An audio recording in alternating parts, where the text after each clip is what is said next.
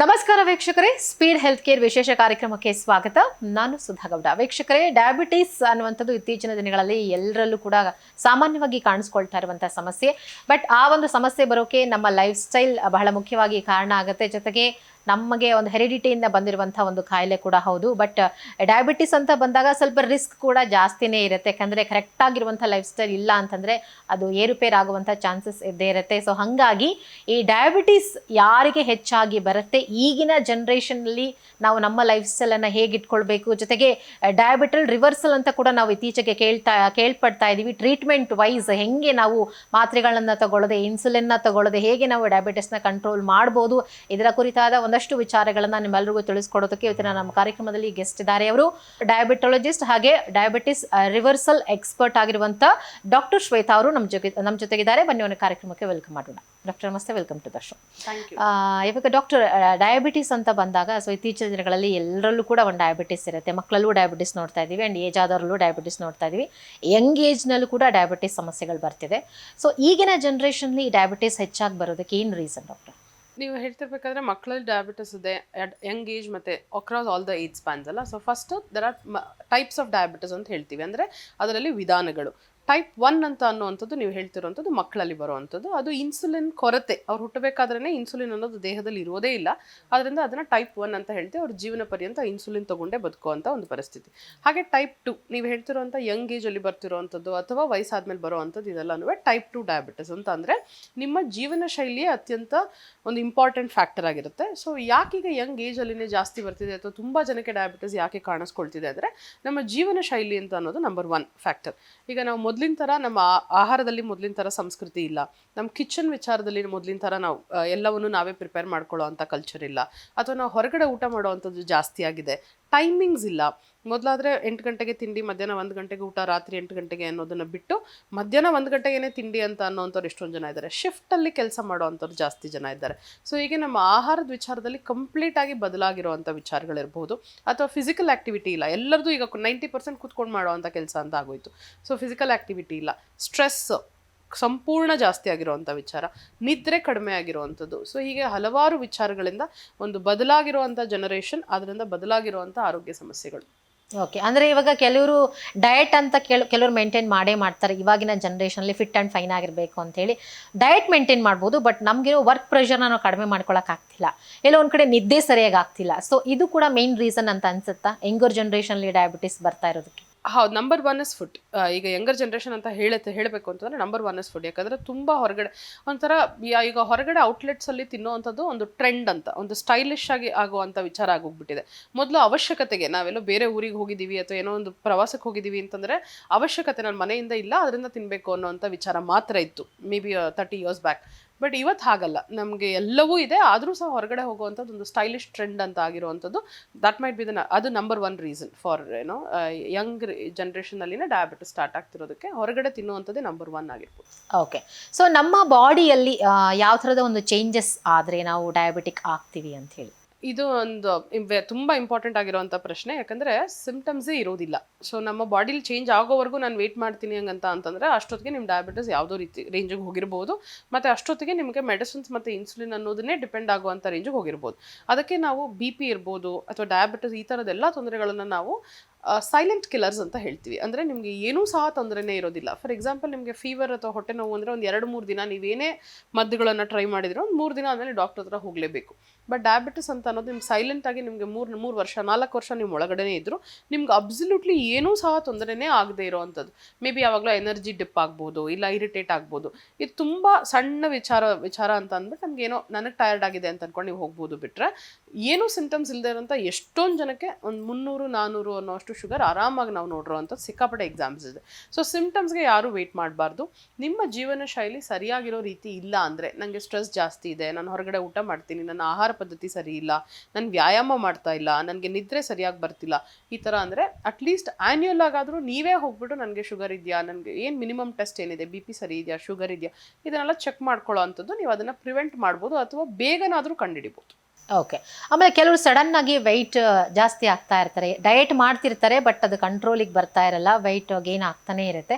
ಇದು ಕೂಡ ಒಂದು ಸಿಂಪ್ಟಮ್ ಶುಗರ್ ಬರ್ತಿದೆ ಅನ್ನೋದಕ್ಕೆ. ವೆಯ್ಟ್ ಗೇನ್ ಅನ್ನೋದಕ್ಕಿಂತ ವೆಯ್ಟ್ ಲಾಸ್, ಶುಗರ್ಗೆ ವೆಯ್ಟ್ ಲಾಸ್ ಅಂತ ಅನ್ನೋದು ನಂಬರ್ 1 ತುಂಬಾ ಇಂಪಾರ್ಟೆಂಟ್ ಸಿಂಪ್ಟಮ್. ಯಾರೋ ಒಬ್ರು ಸಡನ್ ಆಗಿ ಒಂದು 6 kg 7 kg ಸಣ್ಣ ಆಗ್ತಾರೆ, ಇಷ್ಟೊಂದು ಇವನ್ 10-12 kg ಸಣ್ಣ ಆಗುವಂಥದ್ದು ಏನು ಡಯಟೇ ಮಾಡಿರೋದಿಲ್ಲ, ರೆಗ್ಯುಲರ್ ಲೈಫ್, ಬಟ್ ಇಮಿಡಿಯೇಟ್ ಆಗಿ ವೆಯ್ಟ್ ಲಾಸ್ ಆಗ್ತಿದ್ದೀನಿ ಅಂದ್ರೆ ನಂಬರ್ 1 ಥಿಂಗ್ ಚೆಕ್ ಮಾಡಬೇಕಾಗಿರುವಂಥದ್ದು ಶುಗರ್. ಸೊ ವೆಯ್ಟ್ ಗೇನ್ ಎಲ್ಲ ಆದರೆ ನಿಮಗೆ ಥೈರಾಯ್ಡ್, ಬೇರೆ ಈ ಥರ ಹಲವಾರು ಬೇರೆ ಹಾರ್ಮೋನಲ್ ವಿಚಾರಗಳಿದೆ, but weight loss is the number 1 symptom.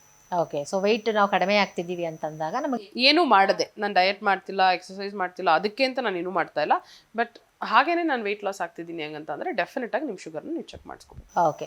ಈಗ ಕೆಲವರಲ್ಲಿ ನೀವು ಹೇಳಿದ್ರೆ ಸಿಂಪ್ಟಮ್ಸ್ ಇರೋದಿಲ್ಲ, 3-4 ವರ್ಷ ಗೊತ್ತೇ ಆಗಲ್ಲ ನನಗೆ ಸಿಂಪ್ಟಮ್ಸ್ ಅಂತೇಳಿ, ಬಟ್ ಕೆಲವರಿಗೆ ಸಿಂಪ್ಟಮ್ಯಾಟಿಕ್ ಗೊತ್ತಾಗುತ್ತೆ, ಸಿಂಪ್ಟಮ್ಸ್ ಏನಾದರೂ ಬರ್ತಿದೆ, ತುಂಬ ದಾಹ ಆಗುವಂಥದ್ದು ಅಥವಾ ತುಂಬ ಯೂರಿನ್ ಪಾಸ್ ಮಾಡೋವಂಥದ್ದು, ಹಾಗೆ ತುಂಬ ಹೊಟ್ಟೆ ಹಸಿಯುವಂಥದ್ದು. ನಾನು 9 ಗಂಟೆಗೆ ತಿಂದಿರ್ತೀನಿ, 10-10ವರೆಗೆ ಮತ್ತೆ ನನಗೆ ಭಯಂಕರವಾಗಿ ಹೊಟ್ಟೆ ಹಸಿತಿದೆ, ತಿಂದೇ ಇಲ್ಲ ಅನ್ನೋಷ್ಟು ಹೊಟ್ಟೆ ಹಸಿತಿದೆ ಅಂತಂದರೆ ಇದನ್ನು ನಾವು ಪಾಲಿಯೂರಿಯಾ, ಪಾಲಿಡಿಪ್ಸಿಯಾ, ಪಾಲಿಫೇಜಿಯಾ ಅಂತ 3 ವಿಚಾರ ಹೇಳ್ತೀವಿ. ಸೊ ಇದು ನಿಮಗೆ ನಂಬರ್ 1, ಅಂದರೆ ನಿಮ್ಮ ದೇಹದಲ್ಲಿ ಡಯಾಬಿಟಿಸ್ ಅನ್ನೋವಂಥದ್ದು ಶುರು ಆಗಿದೆ ಅಂತ ಅನ್ನೋದಕ್ಕೆ ದಿಸ್ ಇಸ್ ದ ನಂಬರ್ 1. ಇನ್ನೊಂದು ಇನ್ಫೆಕ್ಷನ್ ಆಗುತ್ತೆ, ಆದರೆ ಅದು ಹೀಲೇ ಆಗೋದಿಲ್ಲ, ತುಂಬ ಪದೇ ಪದೇ ಸೇಮ್ ಒಂದೇ ಥರದ ಇನ್ಫೆಕ್ಷನ್ ಸಿಕ್ಕಾಪಟ್ಟೆ ಸಲ ಬರೋವಂಥದ್ದು, ಸ್ಕಿನ್ ರಿಲೇಟೆಡ್ ಇನ್ಫೆಕ್ಷನ್ಸ್ ಬರೋವಂಥದ್ದು, ಕಣ್ಣು ಸ್ವಲ್ಪ ಬ್ಲರ್ ಆಗೋವಂಥದ್ದು, ಮಂಜಾಗೋವಂಥದ್ದು. ಸೊ ಇದೆಲ್ಲ ಸಹ ನಿಮಗೆ ಡಯಾಬಿಟಿಸ್ ರಿಲೇಟೆಡ್ ಸಿಂಪ್ಟಮ್ಸ್ ಆಗಿರುತ್ತೆ. ಒಂದು ವೇಳೆ ಸಿಂಪ್ಟಮ್ಸ್ ಇದೆ ಅಂತ ಅನ್ನೋದ್ರೆ ಈ ಥರದ ಸಿಂಪ್ಟಮ್ಸ್ ಬರುತ್ತೆ. ಓಕೆ. ಇನ್ನು ಕೆಲವರಿಗೆ ಸ್ವೀಟ್ ಕ್ರೇವಿಂಗ್ ಪದೇ ಪದೇ ಬರ್ತಾ ಇರುತ್ತೆ, ಆಮೇಲೆ ಹೆಚ್ಚುಗೆ ನೀರು ಕುಡಿಬೇಕು ಅಂತ ಹೇಳಿ ಅನಿಸುವಂಥದ್ದು, ಪದೇ ಪದೇ ತಿನ್ನಬೇಕು, ಅದರಲ್ಲೂ ಸ್ವೀಟ್ ಕ್ರೇವಿಂಗ್ಸ್ ಜಾಸ್ತಿ ಇದೆ ಅಂದಾಗ ನಮ್ಮ ಬಾಡಿಲಿ ಶುಗರ್ ಕಂಟೆಂಟ್ ಕಡಿಮೆ ಇದೆ ಅಂತ ಹೇಳಿ ಆ ಥರ ಆಗುತ್ತೆ. ಸ್ವೀಟ್ ಕ್ರೇವಿಂಗ್ಸ್ ಅಂತ ಜನರಲ್ ಆಗಿರೋದಿಲ್ಲ, ಇಟ್ ಇಸ್ ಫುಡ್ ಕ್ರೇವಿಂಗ್. ಅಂದರೆ ನಮ್ಮ ದೇಹದಲ್ಲಿ ಡಿಫಿಷಿಯನ್ಸೀಸ್ ಇದ್ದಾಗ, ಎಸ್ಪೆಷಲಿ ಐರನ್ ಡಿಫಿಷಿಯನ್ಸೀಸ್ ಇದ್ದಾಗ ಈ ಥರ ಪೈಕ ಅಂತ ಹೇಳ್ತೀವಿ, ಕ್ರೇವಿಂಗ್ಸ್ ಬರೋ ಅಂಥದ್ದು ಅದಿರುತ್ತೆ. ಯೂಶುವಲಾಗಿ ನಾವು ಡಯಾಬಿಟಿಸ್ ರಿಲೇಟೆಡ್ ಅಂತಂದರೆ ಊಟಕ್ಕೇ ಜಾಸ್ತಿ ಕ್ರೇವಿಂಗ್, ನಾನು ಹೇಳ್ದಂಗೆ ಸಿಕ್ಕಾಪಟ್ಟೆ ಹೊಟ್ಟೆ ಹಸಿಯುವಂಥದ್ದು, ಏನೇ ತಿಂದರೂ ಸಮಾಧಾನ ಆಗದೆ ಇರೋವಂಥದ್ದು ಆದರೆ ಡಯಾಬಿಟಿಸ್ನ ಡೆಫಿನೆಟ್ ಆಗಿ ಚೆಕ್ ಮಾಡಬೇಕು. ಓಕೆ. ಇನ್ನು ಕೆಲವರು ಊಟ ಆದ ತಕ್ಷಣ ಏನಾದ್ರು ಸ್ವೀಟ್ ತಿನ್ನಬೇಕು ಅಂತ ಹೇಳಿ ಅನ್ಕೊಂತಾರೆ, ಇದು ಒಂದು ಡೌಟ್ ಇರುತ್ತೆ, ನನಗೆ ಯಾಕೆ ಈ ಥರ ಅನ್ಸುತ್ತೆ, ನನಗೆ ಶುಗರ್ ಇದೆಯಾ, ಇದೆಲ್ಲ ಅಭ್ಯಾಸ ಒಂದು, ಇಲ್ಲ ಅಂದರೆ ಇನ್ನೊಂದು ಡೆಫಿಷಿಯನ್ಸೀಸ್ ಇರುತ್ತೆ ನಿಮ್ಮ ದೇಹದಲ್ಲಿ, ನ್ಯೂಟ್ರಿಷನಲ್ ಡೆಫಿಷಿಯನ್ಸೀಸ್ ಇದ್ದರೆ ಇದಾಗುವಂಥದ್ದು. ಕೆಲವೊಂದು ಕಡೆ ಕಲ್ಚರ್, ಫಾರ್ ಎಕ್ಸಾಂಪಲ್ ಪಂಜಾಬಲ್ಲೆಲ್ಲ ನಿಮಗೆ ಇಟ್ಸ್ ನಾರ್ಮಲ್, ಎವ್ರಿಬಡಿ ಪ್ರತಿಯೊಬ್ಬರು ಸಹ ಊಟ ಆದಮೇಲೆ ಸ್ವೀಟ್ ತಿಂತಾರೆ. ಸೊ ಅದೆಲ್ಲ ಒಂದು ಕಲ್ಚರ್ ಅಥವಾ ಅಭ್ಯಾಸ ಆಗಿರುತ್ತೆ. ಓಕೆ. ಇವಾಗ ಟ್ರೀಟ್ಮೆಂಟ್ ಅಂತ ಬಂದಾಗ ಈಗ ಎಲ್ಲರೂ ರೆಗ್ಯುಲರ್ ಆಗಿ ಮೆಡಿಸನ್ ತಗೊಳ್ಳುವಂಥದ್ದು, ಬ್ಲಡ್ ಚೆಕಪ್ ಮಾಡಿಸುವಂಥದ್ದು, ಊಟ ಆದಮೇಲೆ ಮೆಡಿಸನ್, ಊಟಕ್ಕಿಂತ ಮುಂಚೆ ಮೆಡಿಸನ್ ತಗೊಳ್ಳೋದು ರೊಟೀನ್ ಆಗೋಗ್ಬಿಟ್ಟಿದೆ. ಕೆಲವರು ಅಲೋಪತಿ ತಗೋತಿದ್ದಾರೆ, ಕೆಲವರು ಹೋಮಿಯೋಪತಿ ತಗೋತಿದ್ದಾರೆ. ಈ ಮೆಡಿಸನ್ನಿಂದನೇ ನಾವು ಡಯಾಬಿಟಿಸ್ನ ಕಂಟ್ರೋಲ್ ಮಾಡಬೇಕಾ ಅಥವಾ ಬೇರೆ ಏನಾದರೂ ನಮಗೆ? ಇದು ನೀವು ಯಾವಾಗ, ನಾನೀಗ ಫಸ್ಟೇ ಹೇಳಿದಾಗೆ ನಿಮಗೆ ಸೈಲೆಂಟ್ ಕಿಲ್ಲರ್ ಅಂತ ಅನ್ನೋದ್ರಿಂದ ನೀವು ಯಾವಾಗ ಡಾಕ್ಟರ್ ಹತ್ರ ಹೋಗ್ತೀರಾ, ಯಾವಾಗ ಡಾಕ್ಟರ್ ಹತ್ರ ತೋರಿಸ್ಕೊಳ್ತೀರಾ ಅಂತ ಅನ್ನೋದು ಇಂಪಾರ್ಟೆಂಟ್. ನೀವು ಫಾರ್ ಎಕ್ಸಾಂಪಲ್ ನನಗೆ ಈಗಲೇ ಗೊತ್ತಾಗಿದೆ ಡಯಾಬಿಟಿಸ್ ಅಂತ, ನಾನು ಇನ್ನೂ ತುಂಬ ಅರ್ಲಿ ಸ್ಟೇಜಲ್ಲಿ ಇವತ್ತೇ ಫಸ್ಟ್ ಗೊತ್ತಾಗಿದೆ, ನಾನು ಇಮಿಡಿಯೇಟಾಗಿ ಡಾಕ್ಟರ್ ಹತ್ರ ಹೋಗ್ತೀನಿ, ಎಕ್ಸ್ಪೆರಿಮೆಂಟ್ ಏನೂ ಮಾಡೋದಿಲ್ಲ ಅಂತಂದರೆ ನಿಮ್ಮ ಡಯಟ್ ಸಹ ನಿಮಗೆ ಸಾಕು ಡಯಾಬಿಟಿಸ್ನ ಹಾಗೆ ರಿವರ್ಸ್ ಮಾಡ್ಕೊಳ್ಳೋದಕ್ಕೆ. ಇದನ್ನೇ ನಾವು ಡಯಾಬಿಟಿಸ್ ರಿವರ್ಸಲ್ ಅಂತ ಹೇಳ್ತೀವಿ. ಇದರಲ್ಲಿ ನಿಮ್ಗೆ ಯಾವುದೇ ರೀತಿ ಮೆಡಿಸಿನ್ಸ್ ಬೇಕಾಗಿರೋದಿಲ್ಲ ಅಥವಾ ಇನ್ಸುಲಿನ್ಗೆ ಹೋಗುವಂಥ ಪ್ರಮೇಯನೇ ಬರುವಂಥದ್ದು ಇರೋದಿಲ್ಲ. ನೀವು ಹಾಗೇನೆ ನಿಮ್ಮ ಡಯಟಲ್ಲಿನೇ ನೀವು ಡಯಾಬಿಟಿಸ್ನ ರಿವರ್ಸ್ ಮಾಡ್ಕೋಬೋದು. ಬರೀ ಡಯಟ್ ಅಂತಲ್ಲ, ಅದ್ರ ಜೊತೆಗೆ ವ್ಯಾಯಾಮ ಇರ್ಬೋದು, ನಿಮ್ಮ ನಿದ್ರೆಯನ್ನು ಸರಿ ಮಾಡ್ಕೊಳ್ಳೋವಂಥದ್ದು, ಒತ್ತಡವನ್ನು ಮ್ಯಾನೇಜ್ ಇಷ್ಟು ವಿಚಾರವನ್ನು ನೀವು ಮಾಡಿದ್ರಿ ಅಂತಂದರೆ ನೀವು ಡಯಾಬಿಟಿಸ್ನ ರಿವರ್ಸ್ ಮಾಡ್ಕೋಬಹುದು. ಇದು ಈಗ ಬಂದಿರೋವಂಥ ಒಂದು ಹೊಸ ಒಂದು ಆವೇಶನೆ ಅಂತಲೂ ಹೇಳ್ಬೋದು, ರಿಸರ್ಚ್ ಅಂತಲೂ ಹೇಳ್ಬೋದು. ತುಂಬ ಜನ ಈಗ ರಿವರ್ಸ್ ಮಾಡ್ಕೊಳ್ಳೋವಂಥದ್ದು ಯಾವುದೇ ಮೆಡಿಸಿನ್ಸ್ ಡಿಪೆಂಡೆನ್ಸಿ ಇಲ್ಲದೇನು ಮಾಡ್ಕೋಬೋದು. ಓಕೆ. ಇವಾಗ ಡಯಾಬಿಟಿಸ್ನ ಕಂಟ್ರೋಲ್ ಮಾಡೋದು ಮತ್ತು ಡಯಾಬಿಟಿಸ್ನ ರಿವರ್ಸಲ್ ಮಾಡೋದು ಏನು ಡಿಫ್ರೆನ್ಸ್? ಡಯಾಬಿಟಿಸ್ನ ಕಂಟ್ರೋಲ್ ಮಾಡೋದು ಅಂದರೆ ಅದು ಯಾವುದ್ರ ಮೂಲಕನಾದರೂ ಆಗಿರಬಹುದು. ಉದಾಹರಣೆಗೆ ನಾನು ಮೆಡಿಸಿನ್ಸ್ ತೊಗೊಂಡು ಕಂಟ್ರೋಲ್ ಮಾಡ್ಕೋಬೋದು, ನನ್ನ ಶುಗರ್ ಲೆವೆಲ್ನ ಕಂಟ್ರೋಲ್ ಮಾಡ್ಕೋಬೋದು, ಇನ್ಸುಲಿನ್ ತೊಗೊಂಡು ಕಂಟ್ರೋಲ್ ಮಾಡ್ಕೋಬೋದು, ಅಥವಾ ರಿವರ್ಸಲ್ ಅಂತಂದರೆ ಇದು ಯಾವುದರ ಡಿಪೆಂಡೆನ್ಸಿ ಇಲ್ಲದೆ ನನ್ನ ಜೀವನ ಶೈಲಿಯಲ್ಲೇ ನಾನು ಅದನ್ನು ಕಂಟ್ರೋಲ್ ಮಾಡ್ಕೊಳ್ತೀನಿ ಹಂಗಂತ ಅನ್ನೋದು ರಿವರ್ಸಲ್ ಅಂತ. ಕಂಟ್ರೋಲ್ ಯೂಶುವಲಾಗಿ ನಾವು ಕಂಟ್ರೋಲ್ ಅನ್ನೋದನ್ನು ಹೇಳೋದು ಮೆಡಿಸಿನ್ಸ್ ಅಥವಾ ಇನ್ಸುಲಿನ್ ಡಿಪೆಂಡೆಂಟ್ ಆಗಿದ್ದರೆ ಕಂಟ್ರೋಲ್ ಅಂತ ಹೇಳ್ತೀವಿ. ಅದು ಇಲ್ಲದೆ ನಾನು ಹಾಗೆ ನನ್ನ ಲೈಫ್ ಸ್ಟೈಲಲ್ಲಿ ನಾನು ಮಾಡ್ಕೊಳ್ತೀನಿ ಅಂತ ಅನ್ನೋದಕ್ಕೆ ಡಯಾಬಿಟಿಸ್ ರಿವರ್ಸಲ್ ಅಂತ ಹೇಳ್ತೀವಿ. ಓಕೆ. ಬಟ್ ಇದು ಟ್ಯಾಬ್ಲೆಟ್ ತಗೊಳ್ತಾ ಇರುವಂಥವರಲ್ಲಿ ನಾವು ಇದನ್ನ ಟ್ರೈ ಮಾಡ್ಬೋದು. ಈಗ ಕೆಲವರು ಟ್ಯಾಬ್ಲೆಟ್ ಬೇಡ, ಇನ್ಸುಲಿನ್ ಉತ್ಪತ್ತಿನೇ ಆಗ್ತಿಲ್ಲ, ಇನ್ಸುಲಿನ್ನೇ ತಗೊಳ್ತಿದ್ದಾರೆ, ಅದ್ರ ಮೇಲೆ ಡಿಪೆಂಡ್ ಆಗಿದ್ದಾರೆ ಅಂದಾಗ ಇದು ಹೆಂಗೆ ಸಾಧ್ಯ ಆಗುತ್ತೆ? ಇದು ಯಾವ ಸ್ಟೇಜ್ ಮೇಲೆ ಅನ್ನೋದು. ಫಸ್ಟ್ ನೀವು ತುಂಬ ಅರ್ಲಿ ಸ್ಟೇಜಲ್ಲಿ ಬಂದರೆ ಡೆಫಿನೆಟಾಗಿ ಡಯಾಬಿಟಿಸ್ ರಿವರ್ಸಲ್ ಟ್ರೈ ಮಾಡ್ಬೋದು. ನಾನು ತುಂಬ ಒಂದು 10 ವರ್ಷ ಆಗೋಯ್ತು ನಾನು ಮೆಡಿಸಿನ್ಸ್ ಮೇಲೆ ಡಿಪೆಂಡ್ ಆಗಿಬಿಟ್ಟಿದ್ದೀನಿ ಹಂಗಂತ ಅಂದರೆ ಏನು ಮಾಡ್ಬೋದು ಅಂದರೆ ಅಂದರೆ ಒಂದು 4ರಿಂದ 3 ಮೆಡಿಸಿನ್ಗೆ ತರ್ಬೋದು, 3ರಿಂದ 2ಕ್ಕೆ ತರ್ಬೋದು, 2ರಿಂದ 1ಕ್ಕೆ ತರ್ಬೋದು. ಸ್ಟಾಪ್ ಮಾಡಬಾರ್ದು. ಇನ್ಸುಲಿನ್ ಮೇಲೆ ಡಿಪೆಂಡ್ ಆಗಿದೆ, ನನ್ನ ದೇಹದಲ್ಲಿ ಇನ್ಸುಲಿನ್ ಉತ್ಪತ್ತಿ ಆಗ್ತಿದ್ರೆ ಡಯಾಬಿಟಿಸ್ ರಿವರ್ಸಲ್ ಡೆಫಿನೆಟಾಗಿ ನಿಮಗಲ್ಲ. ಆದರೂ ಸಹ ನೀವು ಇನ್ಸುಲಿನನ್ನು ಡಿಪೆಂಡೆನ್ಸಿ ಕಡಿಮೆ ಮಾಡ್ಕೋಬೋದು. 40 ಯೂನಿಟ್ ತೊಗೊಳ್ಳೋ ಅಂಥವ್ರು 30 ಯೂನಿಟ್ ತೊಗೋಬೋದು, 30 ತೊಗೊಳ್ಳೋ ಅಂಥವ್ರು 20 ಇಪ್ಪತ್ತು ಯೂನಿಟ್ ತೊಗೋಬೋದು. ಸೊ ಪ್ರತಿಯೊಬ್ಬರಲ್ಲೂ ಜೀವನ ಶೈಲಿಯಿಂದ ಏನು ಬೆನಿಫಿಟ್ ಆಗಬೇಕು ಅದೆಲ್ಲ ಆಗೇ ಆಗುತ್ತೆ. ಆದರೆ ಆ ಜೀವನ ಶೈಲಿಯಲ್ಲಿ ನಾನು ಯಾವ ಸ್ಟೇಜಲ್ಲಿ ಇದ್ದೀನಿ ಅನ್ನೋದ್ರ ಮೇಲೆ ಎಷ್ಟು ನನಗೆ ಅಡ್ವಾಂಟೇಜಸ್ ಸಿಗುತ್ತೆ ಅಂತ ಅನ್ನುವಂಥದ್ದು. ನಾನೀಗ ಸ್ಟಾರ್ಟಿಂಗ್ ಡಯಾಬಿಟಿಸ್ ಬಂದು 6 ತಿಂಗಳಲ್ಲಿ ನಾನು ಡಾಕ್ಟರ್ ಹತ್ರ ಹೋಗ್ತೀನಿ, ರಿವರ್ಸ್ ಮಾಡ್ಕೋತೀನಿ ಅಂದರೆ ಸಾಧ್ಯತೆಗಳು ತುಂಬ ಜಾಸ್ತಿ ಇರುತ್ತೆ. ನನಗೆ 20 ವರ್ಷ ಆಗೋಯ್ತು ಡಯಾಬಿಟಿಸ್ ಬಂದು ಹಂಗಂತ ಅಂದರೆ ತುಂಬ ಎಕ್ಸ್ಪೆಕ್ಟ್ ಮಾಡಬೇಡಿ. ಬಟ್ ಅಟ್ಲೀಸ್ಟ್ ಆ ಜೀವನ ಶೈಲಿಯಿಂದ ಏನು ಬೆನಿಫಿಟ್ ಸಿಗಬೇಕು ನನಗೆ ಅದೆಲ್ಲ ಓಕೆ. ಈ ವೈಜ್ಞಾನಿಕವಾಗಿ ಹೇಳೋದಾದ್ರೆ is it possible diabetes reversible ಅನ್ನೋದು? ಈಗ ಎಷ್ಟೊಂದು ರಿಸರ್ಚ್ ನಮಗೆ ಡೈರೆಕ್ಟ್ ಅಂತ ಒಂದು ರಿಸರ್ಚ್ ಇರ್ಬೋದು, ಹೀಗೆ ವಿರ್ಟಾ ಹೆಲ್ತ್ ಅಂತ ಕೆಲವೊಂದು ರಿಸರ್ಚ್ ಪಬ್ಲಿಕೇಶನ್ಸ್ ಆಗಿದೆ. ಎಲ್ಲವೂ ಸಹ ಡಯಾಬಿಟಿಸ್ ರಿವರ್ಸಲ್ ಸಾಧ್ಯ ಇದೆ ಅಂತ ಹೇಳ್ತಾ ಇದೆ. ಬಟ್ ಸಸ್ಟೈನಬಿಲಿಟಿ ಅಂತ ಅನ್ನುವಂಥದ್ದನ್ನ ಕ್ವಶನ್ ಮಾರ್ಕ್. ಅಂದರೆ ಅದು ಪೇಷಂಟ್ ಮೇಲೆ ಡಿಪೆಂಡ್ ಆಗುತ್ತೆ. ನಾವು ಏನು ಡಯಟ್ ನಿಮ್ಗೆ ಹೇಳ್ತೀವಿ ಅಥವಾ ಎಕ್ಸಸೈಸ್ ಹೇಳ್ತೀವಿ, ಸ್ಟ್ರೆಸ್ ಮ್ಯಾನೇಜ್ಮೆಂಟ್ ಹೇಳ್ತೀವಿ, ಅದನ್ನು ನೀವು ಎಷ್ಟು ಅಡ್ಯಾಪ್ಟ್ ಮಾಡ್ಕೊಳ್ತೀರಾ. ಈಗ ಕೆಲವೊಬ್ಬರಿಗೆ ಯಾವ ರೀತಿ ಮೈಂಡ್ಸೆಟ್ ಇರುತ್ತೆ ಅಂದರೆ ನನಗೆ ಡಯಾಬಿಟಿಸ್ ಒಂದು ಈ ಲೆವೆಲ್ಗೆ ಬರೋವರೆಗೂ ನಾನು ಮಾಡ್ತೀನಿ, ಅದಾದಮೇಲೆ ನಾನು ಹೋಗಿ ನನ್ನ ಲೈಫ್ನ ಎಂಜಾಯ್ ಮಾಡ್ಕೋತೀನಿ, ನಾನು ಇದನ್ನೇನು ಮಾಡಲ್ಲ. ಈ ಥರ ಇದ್ದರೆ ಡಯಾಬಿಟಿಸ್ ರಿವರ್ಸಲ್ ಟ್ರೈಯೇ ಮಾಡಬೇಡಿ. ಇದೊಂದು ಪರ್ಮನೆಂಟ್ ಲೈಫ್ ಸ್ಟೈಲ್ ಮಾಡಿಫಿಕೇಷನ್. ಅಂದರೆ ನೀವು ಇದನ್ನು ನಾನು ಜೀವನ ಶೈಲಿಯಾಗೆ ಬದಲಾಯಿಸ್ಕೊಳ್ತೀನಿ. ಈಗ ಫಾರ್ ಎಕ್ಸಾಂಪಲ್ ಕೆಲವೊಬ್ಬರು ಯೋಗದವ್ರು ಮಾಡ್ತಿದ್ದಾರೆ ಅಂದರೆ ಅವ್ರು ನೀವು ನೋಡಿದಾಗಲೇ ಗೊತ್ತಿವ್ರು ಇವ್ರು ಯಾವಾಗಲೂ ಯೋಗ ಮಾಡೋ ಅಂಥ ಪರ್ಸನ್ನು, ಇವ್ರು ಪ್ರತಿ ಸಲ ಹೊರಗಡೆ ತಿನ್ನದೇ ಇರೋ ಅಂಥ ಪರ್ಸನ್ ಅಂತ. ಆ ರೀತಿ ನಿಮ್ಮ ಪರ್ಸ್ನಾಲಿಟಿನೇ ಬದಲಾಯಿತು ಅಂದರೆ ಮಾತ್ರ ಡಯಾಬಿಟಿಸ್ ರಿವರ್ಸಲ್ ಕೊನೆವರೆಗೂ ಸಾಧ್ಯ. ಬಿಟ್ಟರೆ 1 ವರ್ಷ ನಾನು ಮಾಡ್ತೀನಿ, ಇದು ಡಯಾಬಿಟಿಸ್ನ ಈ ನಂಬರ್ ಕಡಿಮೆ ಆಗೋವರೆಗೂ, 400 ಇದೆ ಶುಗರು, ಅದು 200 ಆಗೋವರೆಗೂ ನಾನು ಮಾಡ್ಕೊಳ್ತೀನಿ, ಅದಾದಮೇಲೆ ನನಗೆ ಇಷ್ಟ ಬಂದಾಗ ನಾನು ಇರ್ತೀನಿ ಅನ್ನೋದಿದ್ರೆ ಡಯಾಬಿಟಿಸ್ ರಿವರ್ಸಲ್ ಸಾಧ್ಯ ಇಲ್ಲ. ಓಕೆ. ಇವಾಗ ಸ್ಟಾರ್ಟಿಂಗ್ ಸ್ಟೇಜ್ನಲ್ಲಿ ಡಯಾಬಿಟಿಸ್ ಸಿಂಪ್ಟಮ್ಗಳು ಬರ್ತಿದೆ, ನಂಗೆ ಆಲ್ರೆಡಿ ಶುಗರ್ ಟೆಸ್ಟ್ ಮಾಡಿದಾಗ ಕನ್ಫರ್ಮ್ ಆಗಿದೆ, ಆ ಸ್ಟೇಜ್ನಿಂದಲೇ ನಾವು ಈ ರಿವರ್ಸಬಲ್ ಟ್ರೀಟ್ಮೆಂಟ್ ಶುರು ಮಾಡಿದ್ರೆ ಇನ್ ಫ್ಯೂಚರ್ ನಮಗೆ ಮತ್ತೆ ಡಯಾಬಿಟಿಸ್ ಬರಲ್ವಾ? ನೀವು ಹೇಗೆ ಅದನ್ನು ಫಾಲೋ ಮಾಡ್ತೀರಾ ಅನ್ನೋದ್ರ ಮೇಲೆ. ನಾವು ಹೇಳ್ಕೊಡೋ ಅಂಥ ಪ್ರತಿಯೊಂದು ವಿಚಾರವನ್ನು ನೀವು ಕೊನೆವರೆಗೂ ಮಾಡ್ತೀರಾ ಹಂಗಂತ ಅನ್ನೋದಿದ್ರೆ ನೀವು ಅದನ್ನು ಕೊನೆವರೆಗೂ ಪ್ರಿವೆಂಟ್ ಮಾಡುವಂಥ ಎಲ್ಲ ಸಾಧ್ಯತೆಗಳು ಇದೆ. ನಾನು ಹೇಳ್ದಂಗೆ ಒಂದು 2 ವರ್ಷ 3 ವರ್ಷದಲ್ಲಿ ಸ್ಲೋಲಿ ನಾನು ಮತ್ತೆ ಹಳೇದಕ್ಕೆ ಹೋಗ್ತೀನಿ ಹಂಗಂತ ಅಂದರೆ ಸಾಧ್ಯ ಇಲ್ಲ. ಈಗ ಮಿಡಲ್ ಸ್ಟೇಜಲ್ಲಿ ಇರ್ತಾರೆ, ಒಂದು 5 ವರ್ಷದಿಂದನೂ ಕಂಪ್ಲೀಟಾಗಿ ಅವರು ಟ್ಯಾಬ್ಲೆಟ್ಗೆ ಅಡಿಕ್ಟ್ ಆಗಿರ್ತಾರೆ. ಸೊ ಅಂಥವ್ರು ಇವಾಗ ನಾನು ಕಂಪ್ಲೀಟಾಗಿ ಡಯಾಬಿಟಿಸ್ನ ನಾನು ರಿವರ್ಸಲ್ ಟ್ರೀಟ್ಮೆಂಟ್ ತೊಗೊಂಡು ನಾನು ಕಂಪ್ಲೀಟಾಗಿ ಕ್ಯೂರ್ ಮಾಡ್ಕೋಬೋದು ಅಂತಂದರೆ, ಸೊ ಅವರಿಗೆ ಪರ್ಸೆಂಟೇಜ್ ವೈಸ್ ಎಲ್ಲಿವರೆಗೂ ನಾವು ಟ್ರೈ ಮಾಡ್ಬೋದು ಅವರಿಗೆ? ಇದು ಮಲ್ಟಿ ಫ್ಯಾಕ್ಟೋರಿಯಲ್. ಅಂದರೆ ಒಂದು ವಿಚಾರ ಅಲ್ಲ. ಈಗ ನೀವು ಬರೀ 5 ಇಯರ್ಸ್ ಒಬ್ಬರು ಡಯಾಬಿಟಿಸ್ ಮೆಡಿಸಿನ್ಸ್ ತೊಗೊಂಡಿದ್ದಾರೆ ಅನ್ನೋ ಒಂದೇ ವಿಚಾರ ಕೊಟ್ಟರೆ ಹೇಳಲಿಕ್ಕಾಗಲ್ಲ. ಬಟ್ ಏನೇನು ಫ್ಯಾಕ್ಟರ್ ಮೇಲೆ ಡಿಪೆಂಡ್ ಆಗುತ್ತೆ ಅಂದರೆ ಅವ್ರಿಗೆ ಬೇರೆ ಎಲ್ಲ ತೊಂದರೆ ಇದೆಯಾ ಅಂತ. ಫಾರ್ ಎಕ್ಸಾಂಪಲ್ ಕೆಲವೊಬ್ಬರಿಗೆ BP ತೊಂದರೆ ಇರ್ಬೋದು, ಕಿಡ್ನಿ ಪ್ರಾಬ್ಲಮ್ ಇರ್ಬೋದು, ಹಾರ್ಟಿನ ತೊಂದರೆ ಇರ್ಬೋದು, ಥೈರಾಯ್ಡ್ ಮೆಡಿಸಿನ್ಸ್ ತಗೋತಿರ್ಬೋದು. ಸೊ ಈ ಥರ ಹಲವಾರು ಇದನ್ನು ಕೋಮಾರ್ಬಿಡಿಟೀಸ್ ಅಂತ ಹೇಳ್ತೀವಿ. ಈ ಕೋಮಾರ್ಬಿಡಿಟೀಸ್ ಇದ್ದಂಥ ಪೇಷಂಟ್ಗೂ ನನಗೇನೂ ತೊಂದರೆ ಇಲ್ಲ, ಬರೀ ಡಯಾಬಿಟಿಸ್ ಮಾತ್ರ ತೊಂದರೆ ಇದೆ ಅನ್ನೋಂಥ ಪೇಷಂಟ್ಗೂ ತುಂಬ ಡಿಫ್ರೆನ್ಸ್ ಇರುತ್ತೆ. ಸೊ ಯಾರಿಗೆ ಬರೀ ಡಯಾಬಿಟಿಸ್ ಇರುತ್ತೆ, ನೀವು 5 ಇಯರ್ಸ್ ಆದರೂ ಪರವಾಗಿಲ್ಲ, 8 ಇಯರ್ಸ್ ಆದರೂ ಪರವಾಗಿಲ್ಲ, ಬರೀ ಡಯಾಬಿಟಿಸ್ ಅಂತಂದರೆ ರಿವರ್ಸಲ್ ಮಾಡೋದು ಸ್ವಲ್ಪ ಈಸಿಯಾಗಿರೋವಂಥ ವಿಚಾರ. ಆದರೆ ಕ್ಯೂರ್ ಮಾಡೋಕ್ಕಾಗಲ್ಲ. ನೀವು ಈವನ್ ಫಸ್ಟ್ ದಿನ ಬಂದರೂ ಸಹ ಯಾರೂ ಡಯಾಬಿಟಿಸ್ನ ನಿಮ್ಮನ್ನು ಕ್ಯೂರ್ ಮಾಡೋಕ್ಕಾಗಲ್ಲ. ಅದನ್ನು ಕಂಟ್ರೋಲಲ್ಲಿ ನಿಮ್ಮ ಲೈಫ್ ಸ್ಟೈಲಲ್ಲೇ ಇಟ್ಕೊಳ್ಬಹುದು ಅನ್ನೋದು ಬಿಟ್ಟರೆ ಕ್ಯೂರ್ ಅನ್ನೋವಂಥ ಕಾನ್ಸೆಪ್ಟ್ ಡಯಾಬಿಟಿಸಲ್ಲಿ ಬರೋದಿಲ್ಲ. ಯಾಕಂದರೆ ಇದು ಲೈಫ್ ಸ್ಟೈಲ್ ಡಿಸಾರ್ಡರ್. ಓಕೆ.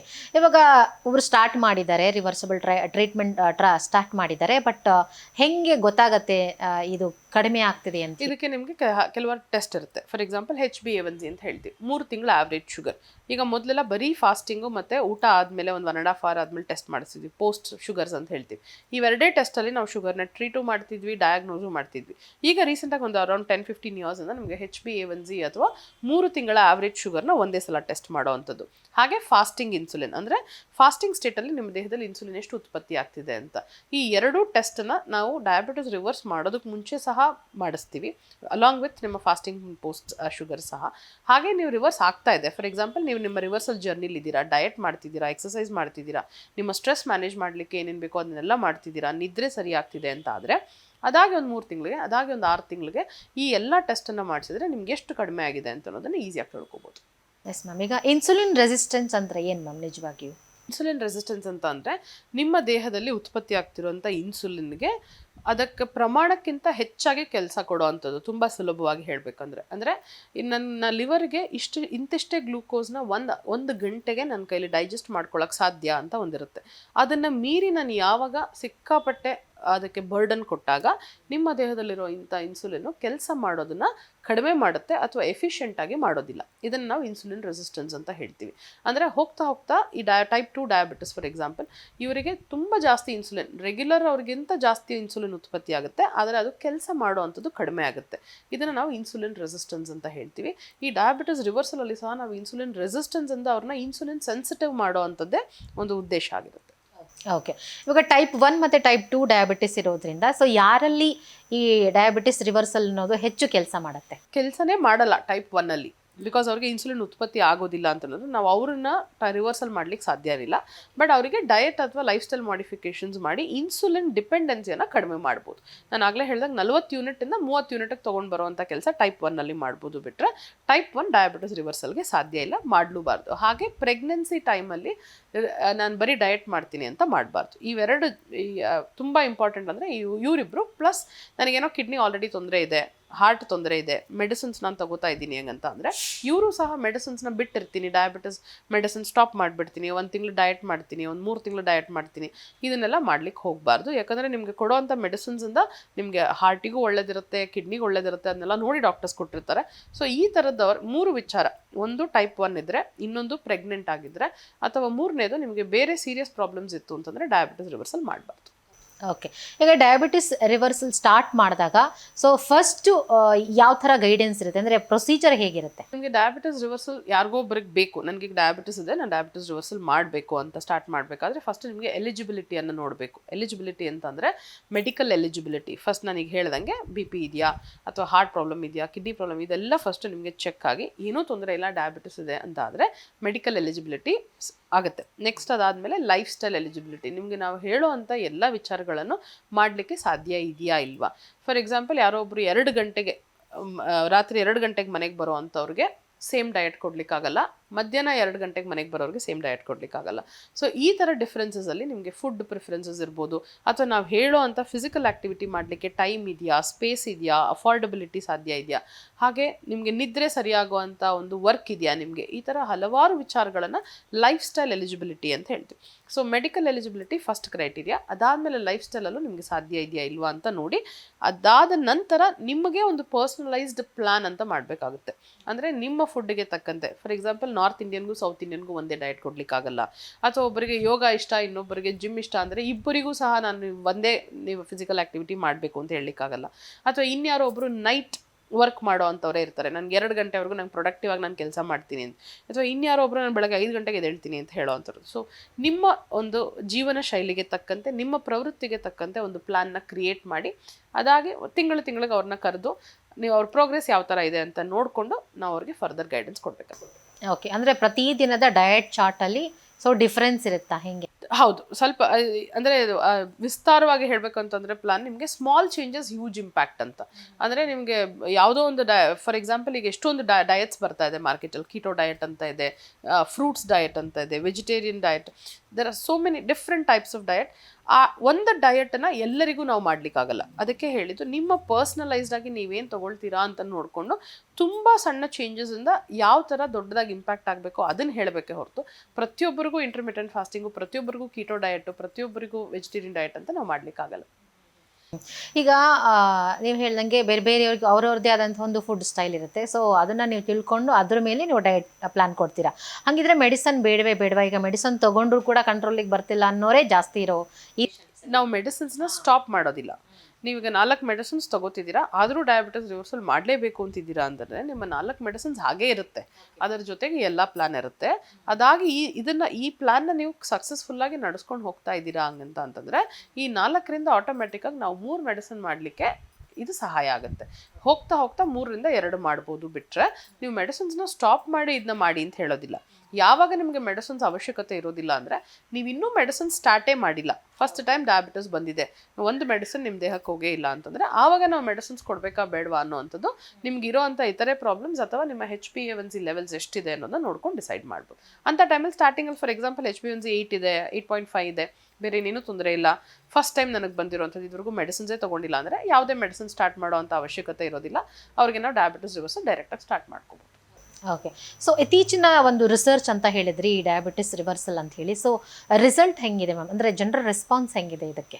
ಇದು ತುಂಬ ಇಂಡಿವಿಜುವಲ್, ಅಂದರೆ ಆ ಪರ್ಸನ್ ಮೇಲೆ ಡಿಪೆಂಡೆಂಟ್. ಹೈಲಿ ಮೋಟಿವೇಟೆಡ್ ಇರೋವಂಥವ್ರು ಈವನ್ ಎಷ್ಟೋ ವರ್ಷಗಳಿಗೆ ನಮ್ಮ ಹತ್ರನೇ ಇರುವಂಥ ಪೇಷಂಟ್ಸ್ 4 ವರ್ಷ 5 ವರ್ಷದಿಂದ ಹಾಗೇ ಇದ್ದಾರೆ, ಮತ್ತೆ ಮೆಡಿಸಿನ್ಸ್ ಮೇಲೆ ಡಿಪೆಂಡ್ ಆಗಿಲ್ಲ. ಇನ್ನು ಕೆಲವೊಬ್ರು ಇದ್ದಾರೆ 3 ತಿಂಗಳಿಗೆ ಮಾಡಿರ್ತಾರೆ, ಮತ್ತು 6ನೇ ತಿಂಗಳಿಗೇನೆ ಮತ್ತೆ ನನಗೆ ಆಗಲ್ಲ ಮೆಡಿಸಿನ್ಸ್ ಬೇಕು ಅಂತ ಹೇಳಿದ್ರು. ಸೊ 2 ಥರದವ್ರು ಇದ್ದಾರೆ. ಕಂಪ್ಲೀಟ್ಲಿ ನಿಮ್ಮ ಮೋಟಿವೇಶನ್ ಮೇಲೆ, ನಿಮಗೆ ಇದು ಎಷ್ಟು ಬೇಕು ಅನ್ನೋದ್ರ ಮೇಲೆ ಡಿಪೆಂಡೆಂಟು.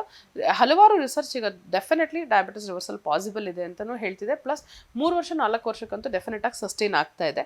ಈ ರಿಸರ್ಚೇ ಈಗ ಒಂದು 10 ವರ್ಷದ ಒಳಗಡೆ ಸ್ಟಾರ್ಟ್ ಆಗಿರೋದ್ರಿಂದ 20 ವರ್ಷ 30 ವರ್ಷ ಲೈಫ್ ಟೈಮಿಗೆ ಸಾಧ್ಯ ಇದೆಯಾ ಇಲ್ವಾ ಅನ್ನೋವಂಥದ್ದು ಇನ್ನೂ ತುಂಬ ರಿಸರ್ಚ್ ಹೇಳಬೇಕಾಗಿರೋಂಥದ್ದು. ಓಕೆ, ಸೊ ಅಂದರೆ ಡಯಾಬಿಟಿಸ್ ರಿವರ್ಸಲ್ ಅನ್ನೋದು ಮೆಡಿಸನ್ಗಿಂತ ಲೈಫ್ ಸ್ಟೈಲ್ ಇಂಪಾರ್ಟೆಂಟ್ ಅನ್ನೋ ಮೆಸೇಜ್ ಕೊಡ್ತಾರೆ. 100%. ಪ್ಲಸ್ ಯಾಕಂದರೆ ನಿಮಗೆ ಮೆಡಿಸಿನ್ಸ್ ಅಂತ ಅನ್ನೋದು 1-2 ವಿಚಾರವನ್ನು ಟಾರ್ಗೆಟ್ ಮಾಡ್ಬೋದು, ಆದರೆ ಲೈಫ್ ಸ್ಟೈಲ್ ಅಂತ ಅನ್ನೋದು ನೀವು ಬರೀ ಡಯಾಬಿಟಿಸ್ನ ಮಾತ್ರ ರಿವರ್ಸ್ ಮಾಡ್ತಿಲ್ಲ. ಇದು ನಿಮಗೆ ಇದೇ ವಿಚಾರ ನಿಮಗೆ ಆ್ಯಂಟಿ ಏಜಿಂಗ್ ಹೆಲ್ಪ್ ಆಗುತ್ತೆ. ಹಾಗೆ ನಿಮಗೆ ತುಂಬ ವೆಯ್ಟ್ ಗೇನಿಂದ ಪ್ರಾಬ್ಲಮ್ ಆಗ್ತಿದ್ರೆ ವೆಯ್ಟ್ ಲಾಸಿಗೆ ಹೆಲ್ಪ್ ಆಗುತ್ತೆ. ನಿಮ್ಮ ಬ್ರೈನ್ ಹೆಲ್ತ್ ಅಂದರೆ ನಿಮ್ಮ ಪ್ರೊಡಕ್ಟಿವಿಟಿಗೆ, ಕಾಗ್ನಿಷನ್, ಮೆಮರಿ ಇದೆಲ್ಲದಕ್ಕೂ ಹೆಲ್ಪ್ ಆಗುತ್ತೆ. ಯಾರೋ ಒಬ್ಬರಿಗೆ ಆಲ್ಝೈಮರ್ಸ್ ಬೇಗ ಬರುವಂಥದ್ದನ್ನು ತಡೆಗಟ್ಟಿ ಇನ್ನೊಂದಷ್ಟು ವರ್ಷ ಪ್ರಿವೆಂಟ್ ಮಾಡ್ಬೋದು. ಪಾರ್ಕಿನ್ಸನ್ಸ್ನ ಪ್ರಿವೆಂಟ್ ಮಾಡ್ಬೋದು. ಹೀಗೆ ಇದರಲ್ಲಿ ನಾವು ಲೈಫ್ ಸ್ಟೈಲ್ ಅಥವಾ ನಿಮ್ಮ ಡಯಟಲ್ಲಿ ಆಗುವಂಥ ಚೇಂಜಸ್ ಬರೀ ಡಯಾಬಿಟಿಸ್ಗೆ ಹೆಲ್ಪ್ ಆಗೋದಿಲ್ಲ. ಇದು 360 ಡಿಗ್ರಿ ನಿಮ್ಮ ಎಲ್ಲ ರೀತಿಯಾದಂಥ ಹೆಲ್ತ್ ಪ್ರಾಬ್ಲಮ್ಸ್, ಹಾರ್ಟ್ ಹೆಲ್ತ್ಗೆ ಡೆಫಿನೆಟ್ ಆಗಿ ಹೆಲ್ಪ್ ಆಗುತ್ತೆ, ಕಿಡ್ನಿ ಹೆಲ್ತ್ಗೆ ಹೆಲ್ಪ್ ಆಗುತ್ತೆ. ಸೊ ಪ್ರತಿಯೊಂದು ವಿಚಾರಕ್ಕೂ ಹೆಲ್ಪ್ ಮಾಡುವಂಥ ವಿಚಾರ. ಓಕೆ, ಸೊ ಇವಾಗ ಜನಕ್ಕೂ ಒಂದಷ್ಟು ಬಿಲೀವ್ನೆಸ್ ಇರುತ್ತೆ, ಅಂದರೆ ಒಂದಷ್ಟು ಬಿಲೀವ್ಗಳನ್ನು ನಂಬಿರ್ತಾರೆ ಅವರು. ಸೊ ಅದ್ರ ಬಗ್ಗೆ ಹೇಳೋದಾದ್ರೆ ಡಯಾಬಿಟಿಸ್ ಬಗ್ಗೆ ಜನ ಯೂಶಲಿ ಏನು ಅಂದ್ಕೊಂಡಿದ್ದಾರೆ, ಯಾವುದು ರೈಟ್ ಆರ್ ಯಾವುದು ರಾಂಗ್? ಡಯಾಬಿಟಿಸ್ ಬಗ್ಗೆನೂ ಮಿತ್ಸ್ ಇದೆ, ಡಯಾಬಿಟಿಸ್ ರಿವರ್ಸಲ್ ಬಗ್ಗೆನೂ ಮಿತ್ಸ್ ಇದೆ. ಫಾರ್ ಎಕ್ಸಾಂಪಲ್ ಡಯಾಬಿಟಿಸ್ ಬಗ್ಗೆ ತುಂಬ ಸಿಂಪಲ್, ಅಂದರೆ ನಾನು ಶುಗರ್ ತೊಗೊಂಡಿಲ್ಲ ಅಂತಂದರೆ ನನಗೆ ಡಯಾಬಿಟಿಸ್ ಬರೋದಿಲ್ಲ, ಅಥವಾ ನಾನು ಸ್ವೀಟ್ಸ್ ಜಾಸ್ತಿ ತಿಂತೀನಿ ಹಂಗಂತ ಅಂದರೆ ನನಗೆ ಡಯಾಬಿಟಿಸ್ ಬರುತ್ತೆ ಅನ್ನೋಂಥ ಫಸ್ಟ್ ಒನ್. ಬರೀ ಶುಗರ್ ಅನ್ನೋದು ಒಂದೇ ಪ್ರಾಬ್ಲಮ್ ಅಲ್ಲ, ಅಥವಾ ಬರೀ ನೀವು ಶುಗರ್ನ ಬಿಟ್ಬಿಟ್ರೆ ಡಯಾಬಿಟಿಸ್ ಬಿಟ್ಟಂಗೆ ಅಂತನೂ ಅಲ್ಲ. ನಿಮಗೆ ನೀವು ತಿನ್ನೋವಂಥ ಆಹಾರದಲ್ಲಿ ಕಾರ್ಬೋಹೈಡ್ರೇಟ್ ಅಂತ ಹೇಳ್ತೀವಿ. ಫಾರ್ ಎಕ್ಸಾಂಪಲ್ ಅಕ್ಕಿ, ಗೋಧಿ, ರವೆ, ಅವಲಕ್ಕಿ ಅಥವಾ ಈವನ್ ಮಿಲೆಟ್ಸ್, ಇದಷ್ಟು ಕಾರ್ಬೋಹೈಡ್ರೇಟ್ ಅಂತಲೇ ಹೇಳ್ತೀವಿ. ಸೊ ಈ ಕಾರ್ಬೋಹೈಡ್ರೇಟ್ ಎಲ್ಲದೂ ಸಹ ಜಾಸ್ತಿ ಆಗ್ತಾ ಇದ್ದಂಗೆ ನಿಮಗೆ ನಿಮ್ಮ ದೇಹದಲ್ಲಿ ಅದು ಶುಗರ್ ಆಗಿನೇ ಪರಿವರ್ತನೆ ಆಗುವಂಥದ್ದು. ಸೊ ನಾನು ಸ್ವೀಟ್ಸ್ ತಿಂತಾ ಇಲ್ಲ, ಬಟ್ ನಾನು 3 ಸಲ ಕಾರ್ಬೋಹೈಡ್ರೇಟ್ ಬೇಸ್ಡೇ ಊಟ ಮಾಡ್ತಾ ಇದ್ದೀನಿ ಅಂದರೆ ನಿಮಗೆ ಶುಗರ್ ಬರೋ ಚಾನ್ಸಸ್ ಜಾಸ್ತಿನೇ ಇರುತ್ತೆ. ಇನ್ಯಾರೋ ಒಬ್ಬರು ಸ್ವಲ್ಪ ಸ್ವೀಟ್ ತೊಗೋತಿದ್ದಾರೆ, ಆದರೆ ಅವ್ರದ್ದು ಇನ್ನು ಮಿಕ್ಕಿದೆಲ್ಲ ಬ್ಯಾಲೆನ್ಸ್ಡ್ ಇದೆ ಅಂತಂದರೆ ಅವರಿಗೆ ಶುಗರ್ ಬರೋ ಚಾನ್ಸಸ್ ಕಡಿಮೆ ಇರುತ್ತೆ. ಸೊ ಫಸ್ಟ್ ಮಿತ್ ಬರೀ ಶುಗರ್ ಮೇಲೆ ಬೇಸ್ಡ್ ಅಲ್ಲ. ಸೆಕೆಂಡ್ ಮಿತ್ ಬರೀ ರೈಸ್ ಮಾತ್ರ ವಿಲನ್ ಅಲ್ಲ. ನೀವು ಬರೀ ರೈಸ್ ಬಿಟ್ಬಿಟ್ಟೆ ಚಪಾತಿ ತಿಂತಾ ಇದ್ದೀನಿ, ರೈಸ್ ಬಿಟ್ಬಿಟ್ಟೆ ನಾನು ರಾಗಿ ತಿಂತಾ ಇದ್ದೀನಿ ಹಂಗಂತ ಅಂದ್ಕೊಂಡು ಬರೀ ರೈಸ್ನೇ ವಿಲನ್ ಮಾಡಿ ಇನ್ನು ಮಿಕ್ಕಿದಕ್ಕೆಲ್ಲ ಸಿಕ್ಕಾಪಟ್ಟೆ ಹೀರೋ ಪೊಸಿಷನ್ ಕೊಡೋವಂಥ ಅವಶ್ಯಕತೆಯೂ ಇಲ್ಲ. ರೈಸ್ನ ಮಾತ್ರ ಬಿಟ್ಟೋದ್ರಿಂದ ಏನೂ ದೊಡ್ಡ ವ್ಯತ್ಯಾಸ ಆಗೋಗ್ಬಿಡೋದಿಲ್ಲ. ಅದಕ್ಕೆ ಬದಲು ನಿಮ್ಮ ಸೊಪ್ಪು, ತರಕಾರಿ, ಕಾಳು ಈ 3 ನಿಮ್ಮ ಫುಡ್ಡಲ್ಲಿ ಜಾಸ್ತಿ ಇನ್ಕ್ಲೂಡ್ ಮಾಡಿಕೊಂಡ್ರೆ, ಅಂದರೆ ಮಿನರಲ್ಸು, ವೈಟಮಿನ್ಸು ಮತ್ತು ಪ್ರೋಟೀನ್, ಫ್ಯಾಟ್, ಈ 4 ವಿಚಾರವನ್ನು ಈಕ್ವಲ್ ಪ್ರಮಾಣದಲ್ಲಿ ಮಿಕ್ಸ್ ಮಾಡಿಕೊಂಡು ನಿಮ್ಮ ಕಾರ್ಬೋಹೈಡ್ರೇಟನ್ನು ಎಷ್ಟು ಕಡಿಮೆ ಮಾಡ್ಕೊಳ್ತೀರೋ ನಿಮ್ಮ ಡಯಾಬಿಟಿಸ್ ಹೆಲ್ತಿಗೆ ಅಥವಾ ನಿಮ್ಮ ಜನರಲ್ ಹೆಲ್ತಿಗೆ ಅಷ್ಟೇ ಒಳ್ಳೆಯದಾಗುತ್ತೆ. ಸೊ ಇದೆಲ್ಲ ನಿಮ್ಮ ಡಯಾಬಿಟಿಸ್ ರಿಲೇಟೆಡ್ ಜನರಲ್ ಮಿತ್ಸ್. ಹಾಗೆ ಡಯಾಬಿಟಿಸ್ ರಿವರ್ಸಲ್ ಮಿತ್ಸ್ ನಾನು ಆಲ್ರೆಡಿ ಹೇಳ್ದಂಗೆ, ನಾನು ಇಷ್ಟು ತಿಂಗಳು ಇದನ್ನು ಮಾಡಿಬಿಟ್ರೆ ಸಾಕು, ಅದಾದಮೇಲೆ ನಾನು ಇಷ್ಟ ಬಂದಂಗೆ ನಾನು ವಾಪಸ್ ಹೋಗಿ ನಾನು ಮೊದಲು ಹೇಗೆ ತಿಂತಿದ್ನೋ ಹಾಗೆ ತಿನ್ಬೋದು, ಎಕ್ಸಸೈಸ್ ಮಾಡಲಿಲ್ಲ ಅಂದರೂ ಪರವಾಗಿಲ್ಲ ಅಂತಂದರೆ ಅದಾಗದೇ ಇರೋವಂಥ ಕೆಲಸ. ನೀವು ಡಯಾಬಿಟಿಸ್ ರಿವರ್ಸಲ್ ಸ್ಟಾರ್ಟ್ ಮಾಡೋದಿದ್ರೆ ಇದನ್ನು ನಾನು ಪರ್ಮನೆಂಟಾಗಿ ಮಾಡ್ತೀನಿ ಅಂತ ಅಂದ್ಕೊಂಡು ಮಾತ್ರ ಸ್ಟಾರ್ಟ್ ಮಾಡಿ. ಇಲ್ಲ ಹಂಗಂತ ಅಂದರೆ ಅದಕ್ಕೆ ಟೈಮು, ಎಫರ್ಟ್ಸು, ದುಡ್ಡು 3 ವೇಸ್ಟ್ ಮಾಡಬೇಡಿ. ಓಕೆ, ಈಗ ನಮ್ಮ ಇಂಡಿಯನ್ ಫುಡ್ಡಲ್ಲೇ ಇದ್ದು ನಾವು ಬೇರೆ ಫಾರಿನ್ ಕಂಟ್ರೀಸ್ ಫುಡ್ಡನ್ನು ನಾವು ಅದರ ಅವಶ್ಯಕತೆ ಇಲ್ಲದೆ ಹೋದರೂ ಕೂಡ ನಾವು ರಿವರ್ಸಲ್ ಮಾಡ್ಬೋದಾ? ಹೌದು, ಇದು ಸ್ವಲ್ಪ ಮಾರ್ಕೆಟಿಂಗ್ ವಿಚಾರನೇ. ಅಂದರೆ ನಮಗೆ ಇದೇ ಫುಡ್ ತೊಗೊಳ್ಳಿ, ನೀವು ಓಟ್ಸೇ ತೊಗೋಬೇಕು, ಮ್ಯೂಸ್ಲಿನೇ ತೊಗೋಬೇಕು, ಇದೆಲ್ಲ ಮಾಡಿದ್ರೇ ನಿಮಗೆ ಹೆಲ್ತ್ ಬರುವಂಥದ್ದು ಅಂತ ಅದನ್ನು ಮಾಡಿದ್ದು for the sake of only ಬರೀ ಮಾರ್ಕೆಟಿಂಗ್ ಅಷ್ಟೇ. ಬಿಟ್ಟರೆ ಅದರಲ್ಲಿ ನಮ್ಮ ಮನೆಯಲ್ಲಿ ನಿಮ್ಮ ಅಜ್ಜಿ ತಾತ ಏನು ತಿಂತಿದ್ರೋ, ನಿಮ್ಮ ಅಪ್ಪ ಅಮ್ಮ ಏನು ತಿಂತಿದ್ರೋ ಅದನ್ನೇ ತೊಗೊಂಡು ನೀವು 100% ಡಯಾಬಿಟಿಸ್ನ ರಿವರ್ಸ್ ಮಾಡ್ಬೋದು. ಯಾವುದೇ ರೀತಿಯಾದಂಥ ಸಪ್ಲಿಮೆಂಟ್ಸ್ ಇಲ್ಲದೆ ಸಹ ನೀವು ಡಯಾಬಿಟಿಸ್ನ ರಿವರ್ಸ್ ಮಾಡ್ಬೋದು. ಹೊರಗಡೆ ಯಾವುದನ್ನೂ ತೊಗೊಳ್ಳೋ ಅಂಥ ಅವಶ್ಯಕತೆ ಇಲ್ಲ, ಯಾವುದಕ್ಕೂ ದುಡ್ಡು ಖರ್ಚು ಮಾಡೋ ಅವಶ್ಯಕತೆ ಇಲ್ಲ. ನೀವೇನು ಮಾಡ್ತಿದ್ದೀರೋ ಅದನ್ನೇ ಕರೆಕ್ಟಾಗಿ ಸಣ್ಣ ವಿಚಾರಗಳನ್ನು ಬದಲಾಯಿಸ್ಕೊಂಡ್ರು ನೀವು ಎಫೆಕ್ಟಿವ್ ಆಗಿ ಡಯಾಬಿಟಿಸ್ ರಿವರ್ಸ್ ಮಾಡ್ಬೋದು. ಈ ರಿವರ್ಸಲ್ ಪ್ರೊಸೀಜರಲ್ಲಿ ನಾವು ಯಾವುದಕ್ಕೆ ಹೆಚ್ಚು ಇಂಪಾರ್ಟೆನ್ಸ್ ಕೊಡಬೇಕು? ಡಯಟ್ ಆರ್ ನಿದ್ರೆ ಅಥವಾ ನಮ್ಮ ಹಾರ್ಮೋನ್ ಇಂಬ್ಯಾಲೆನ್ಸು, ಸ್ಟ್ರೆಸ್ಸು, ಯಾವುದಕ್ಕೆ ಹೆಚ್ಚು ತುಂಬ ಇಂಪಾರ್ಟೆಂಟ್ ಆಗಿರುವಂಥ ವಿಚಾರ ನಂಬರ್ 1 ಅಂತ ಅಂದರೆ, ಎಷ್ಟೊಂದು ಜನ ಈಗಲೂ ನಾವು ಮಾತಾಡಬೇಕಾದ್ರೂ ಸಹ ಡಯಟ್ ಬಗ್ಗೆನೇ ಜಾಸ್ತಿ ಮಾತಾಡ್ತೀವಿ. ಯಾಕಂದರೆ ಇದು ಟ್ಯಾಂಜಿಬಲ್, ಅಂದರೆ ಕಣ್ಣಿಗೆ ಕಾಣಿಸುವಂಥ ವಿಚಾರ, ಡಯಟ್ ಮತ್ತು ಫಿಸಿಕಲ್ ಆ್ಯಕ್ಟಿವಿಟಿ. ಆದರೆ ಇದಕ್ಕಿಂತ ಇಂಪಾರ್ಟೆಂಟ್ ಏನಂದರೆ ನಂಬರ್ 1 ಇಸ್ ನಿಮ್ಮ ಸೈಕಾಲಜಿ, ನಿಮ್ಮ ಮೈಂಡ್ಸೆಟ್, ನಿಮ್ಮ ಹ್ಯಾಪಿನೆಸ್. ಸೊ ನಾನು 2 ಇಡ್ಲಿ ತಿನ್ಲಿಕ್ಕೆ ಬದಲು 1 ಇಡ್ಲಿ ತಿಂತಾ ಇದ್ದೀನಿ, ಆದರೆ ನಾನು ಯಾವಾಗಲೂ ಬೇಜಾರಾಗಿರ್ತೀನಿ ಅಂತಂದರೆ ಡಯಾಬಿಟಿಸ್ ಬರೋ ಚಾನ್ಸಸ್ ಜಾಸ್ತಿ ಇರುತ್ತೆ. ನಾನು 3 ಇಡ್ಲಿ ತಿಂತೀನಿ ಬಟ್ ಸ್ವಲ್ಪ ಹ್ಯಾಪಿಯಾಗಿರ್ತೀನಿ, ನಿಮ್ಗೆ ಅವ್ರಿಗೆ ಕಂಪೇರ್ ಮಾಡಿದರೆ ಸ್ವಲ್ಪ ಡಯಾಬಿಟಿಸ್ ಚಾನ್ಸಸ್ ಕಡಿಮೆ. ಹಾಗಂತ ಆಹಾರ ಎಷ್ಟು ಬೇಕಾದರೂ ತೊಗೋಬಹುದು ಅಂತಲ್ಲ. ಮೆಸೇಜ್ ಏನು ಅಂತಂದರೆ ನಿಮ್ಮ ಸೈಕಾಲಜಿ, ನಿಮ್ಮ ಮೈಂಡ್ಸೆಟ್ ಅಂತ ಅನ್ನುವಂಥದ್ದು ನಂಬರ್ 1 ಇಂಪಾರ್ಟೆಂಟ್ ವಿಚಾರ. ಅದಾದಮೇಲೆ ನಿದ್ರೆ, ಇದು ಸೆಕೆಂಡ್. ನಿಮ್ಮ ಡಯಾಬಿಟಿಸ್ ರಿವರ್ಸಲ್ಗೆ ಸೆಕೆಂಡ್ ಇಸ್ ನಿದ್ದೆ. 3ನೇದು ನಿಮ್ಮ ಗಟ್ ಹೆಲ್ತ್, ಅಂದರೆ ನಿಮ್ಮ ಹೊಟ್ಟೆಯ ಆರೋಗ್ಯ. ಕನ್ನಡದಲ್ಲಿ ಹೇಳಬೇಕು ಅಂತಂದರೆ. ಸೊ ಇದು ನಿಮಗೆ ಮೂರನೇ ಇಂಪಾರ್ಟೆಂಟ್ ವಿಚಾರ ಆಗುತ್ತೆ. ಅದಾದಮೇಲೆ ಫುಡ್, ಅದಾದಮೇಲೆ ಎಕ್ಸಸೈಸ್. ಸೊ ನಾವೇನು ಫುಡ್ ಆ್ಯಂಡ್ ಫಿಸಿಕಲ್ ಆ್ಯಕ್ಟಿವಿಟಿ ಮಾತ್ರ ಯಾವಾಗಲೂ ಊಟ, ಎಕ್ಸಸೈಸ್, ಡಯಟ್, ಎಕ್ಸಸೈಸ್ ಇಷ್ಟೇ ಮಾತಾಡ್ತೀವಿ ಬಿಟ್ಟರೆ ಇದಕ್ಕಿಂತ ಇಂಪಾರ್ಟೆಂಟ್ ಆಗಿರುವಂಥ ವಿಚಾರ ನಿಮ್ಮ ಸೈಕಾಲಜಿ, ನಿಮ್ಮ ಸ್ಲೀಪ್ ಮತ್ತು ನಿಮ್ಮ ಗಟ್ ಹೆಲ್ತ್. ಓಕೆ.